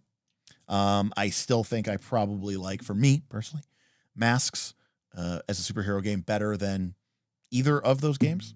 And while Mutants and Masterminds does have a deep, deep love in my heart, I would say at this time, if you had to make me choose between playing Mutants and Masterminds or Marvel Multiverse, I would probably play Marvel Multiverse, only because Mutants and Masterminds is just, like Champions, way too fiddly for me and my tastes and my sensibilities these time of days. So, choosing 12 ranks of power or 16 ranks of power is a lot easier than spending 150 power points. Sorry, Steve. I love Mutants and Masterminds. It's one of my all-time favorites. And I love Icons too. All right. That's overselling it, Beowulf, a bit. But I'm just saying that Marvel Multiverse is less fiddly than Mutants and Masterminds. That is the case. Mutants and Masterminds has you spending lots of points. This game, not as much. So to that end, simpler. That being said, Mutants and Masterminds has alternate powers and hero points that allow you to emulate feats, powers, and abilities, which is exactly what I want in a superhero game. And this game does not seem to have that. So when I actually played it at the table, I would probably find myself very frustrated. And Beowulf, like you, I would probably basically allow characters to spend karma to just do whatever they want. Is it thematically appropriate for your character? I don't care what's written on your character sheet. I don't care what rank you have in web slinging or web whatever. I don't give a shit about that. You're Spider-Man. Spend a karma point. Yes, you can do the thing with the web. Or yes, you can do the cool agile maneuver. I don't care. I don't care that you don't have the right feet. I don't care that you didn't take, Battle Cry or demolition charge. You can do it. I don't care. You need to spend something, spend a karma. And I would just do that, you know. Yeah, okay. So, well, thanks everybody. Battlecry 4 is going to come out before Battlecry 3 at this rate, Lance. Remember, I've been fired. I'm out. I'm out the game. It's not up to me.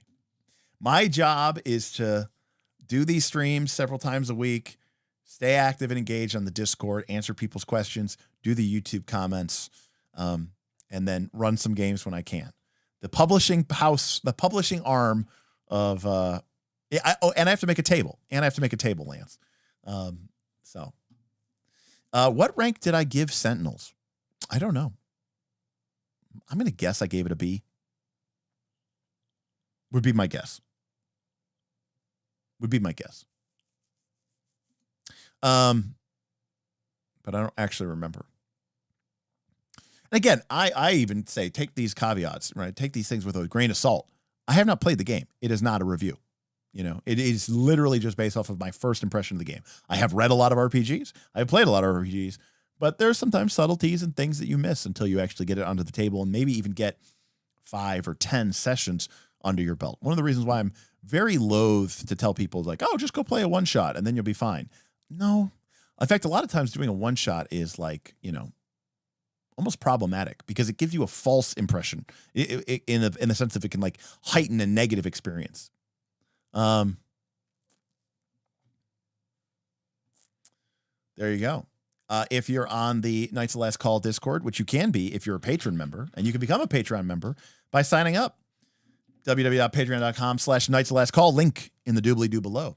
We have several different tiers from the $5 Knight all the way up to the $25 Hero. That gets you different benefits, but even our lowest tier will get you into as many community games as you could sign up for.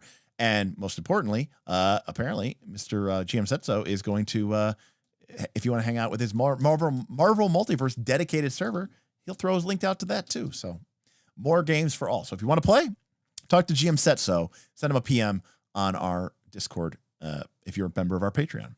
So that's very generous of you, Mr. Fontana. No, I have not. I don't even know if Smith knows anything about Wild Sea. He's been somehow more busy than me, which is saying something. Yes, thank you, Ton. Thank you, everybody, for coming out tonight and supporting us. Thank you for dealing with some of my ranting, which I know was deep and heavy tonight. Thank you to Ton for the super chats, Damien for the super chats and for the previous super chats that got us to this point. Save versus Anthony, David for his subscription, Damien for more super chats, Henry for a $25 tip, and thank you to Lazarus Dark for 16 months of joining the adventure, supporting us here not only in our Patreon but also on our Discord as well, our Patreon, but also our YouTube channel as well. Yeah, I don't know what we're doing next week. It's going to be crazy. We've got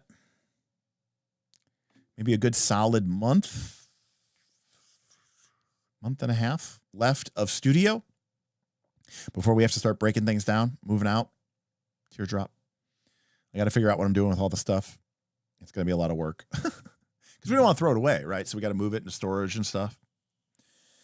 Oh, I got to admit, people, I was really hoping I could just have a big enough house that I could buy and just move everything once, move it from the studio to the new studio in my house. It's going to be a pain in the butt. A lot of stuff, a lot of audiovisual equipment. And then we got to try to get set up, probably maybe in Smith's basement in sort of a temporary setup, temporary permanent setup. It's going to be a nightmare. And I got to build a table. So good stuff. A lot of work to do. Yeah, if somebody out there does win the lottery and they want to just, they want to drop me a quick $50K, I'll happily keep the studio going for the next couple, next 10 years. How much? 1,000. Okay, yeah, like the next 5 years. But thank you, everybody. Thank you to my patrons for your continued support, and thank you to everybody who hung out with me tonight. And we'll see you next time on Knights of Last Call. I'll probably see you on the Discord soon. Bye.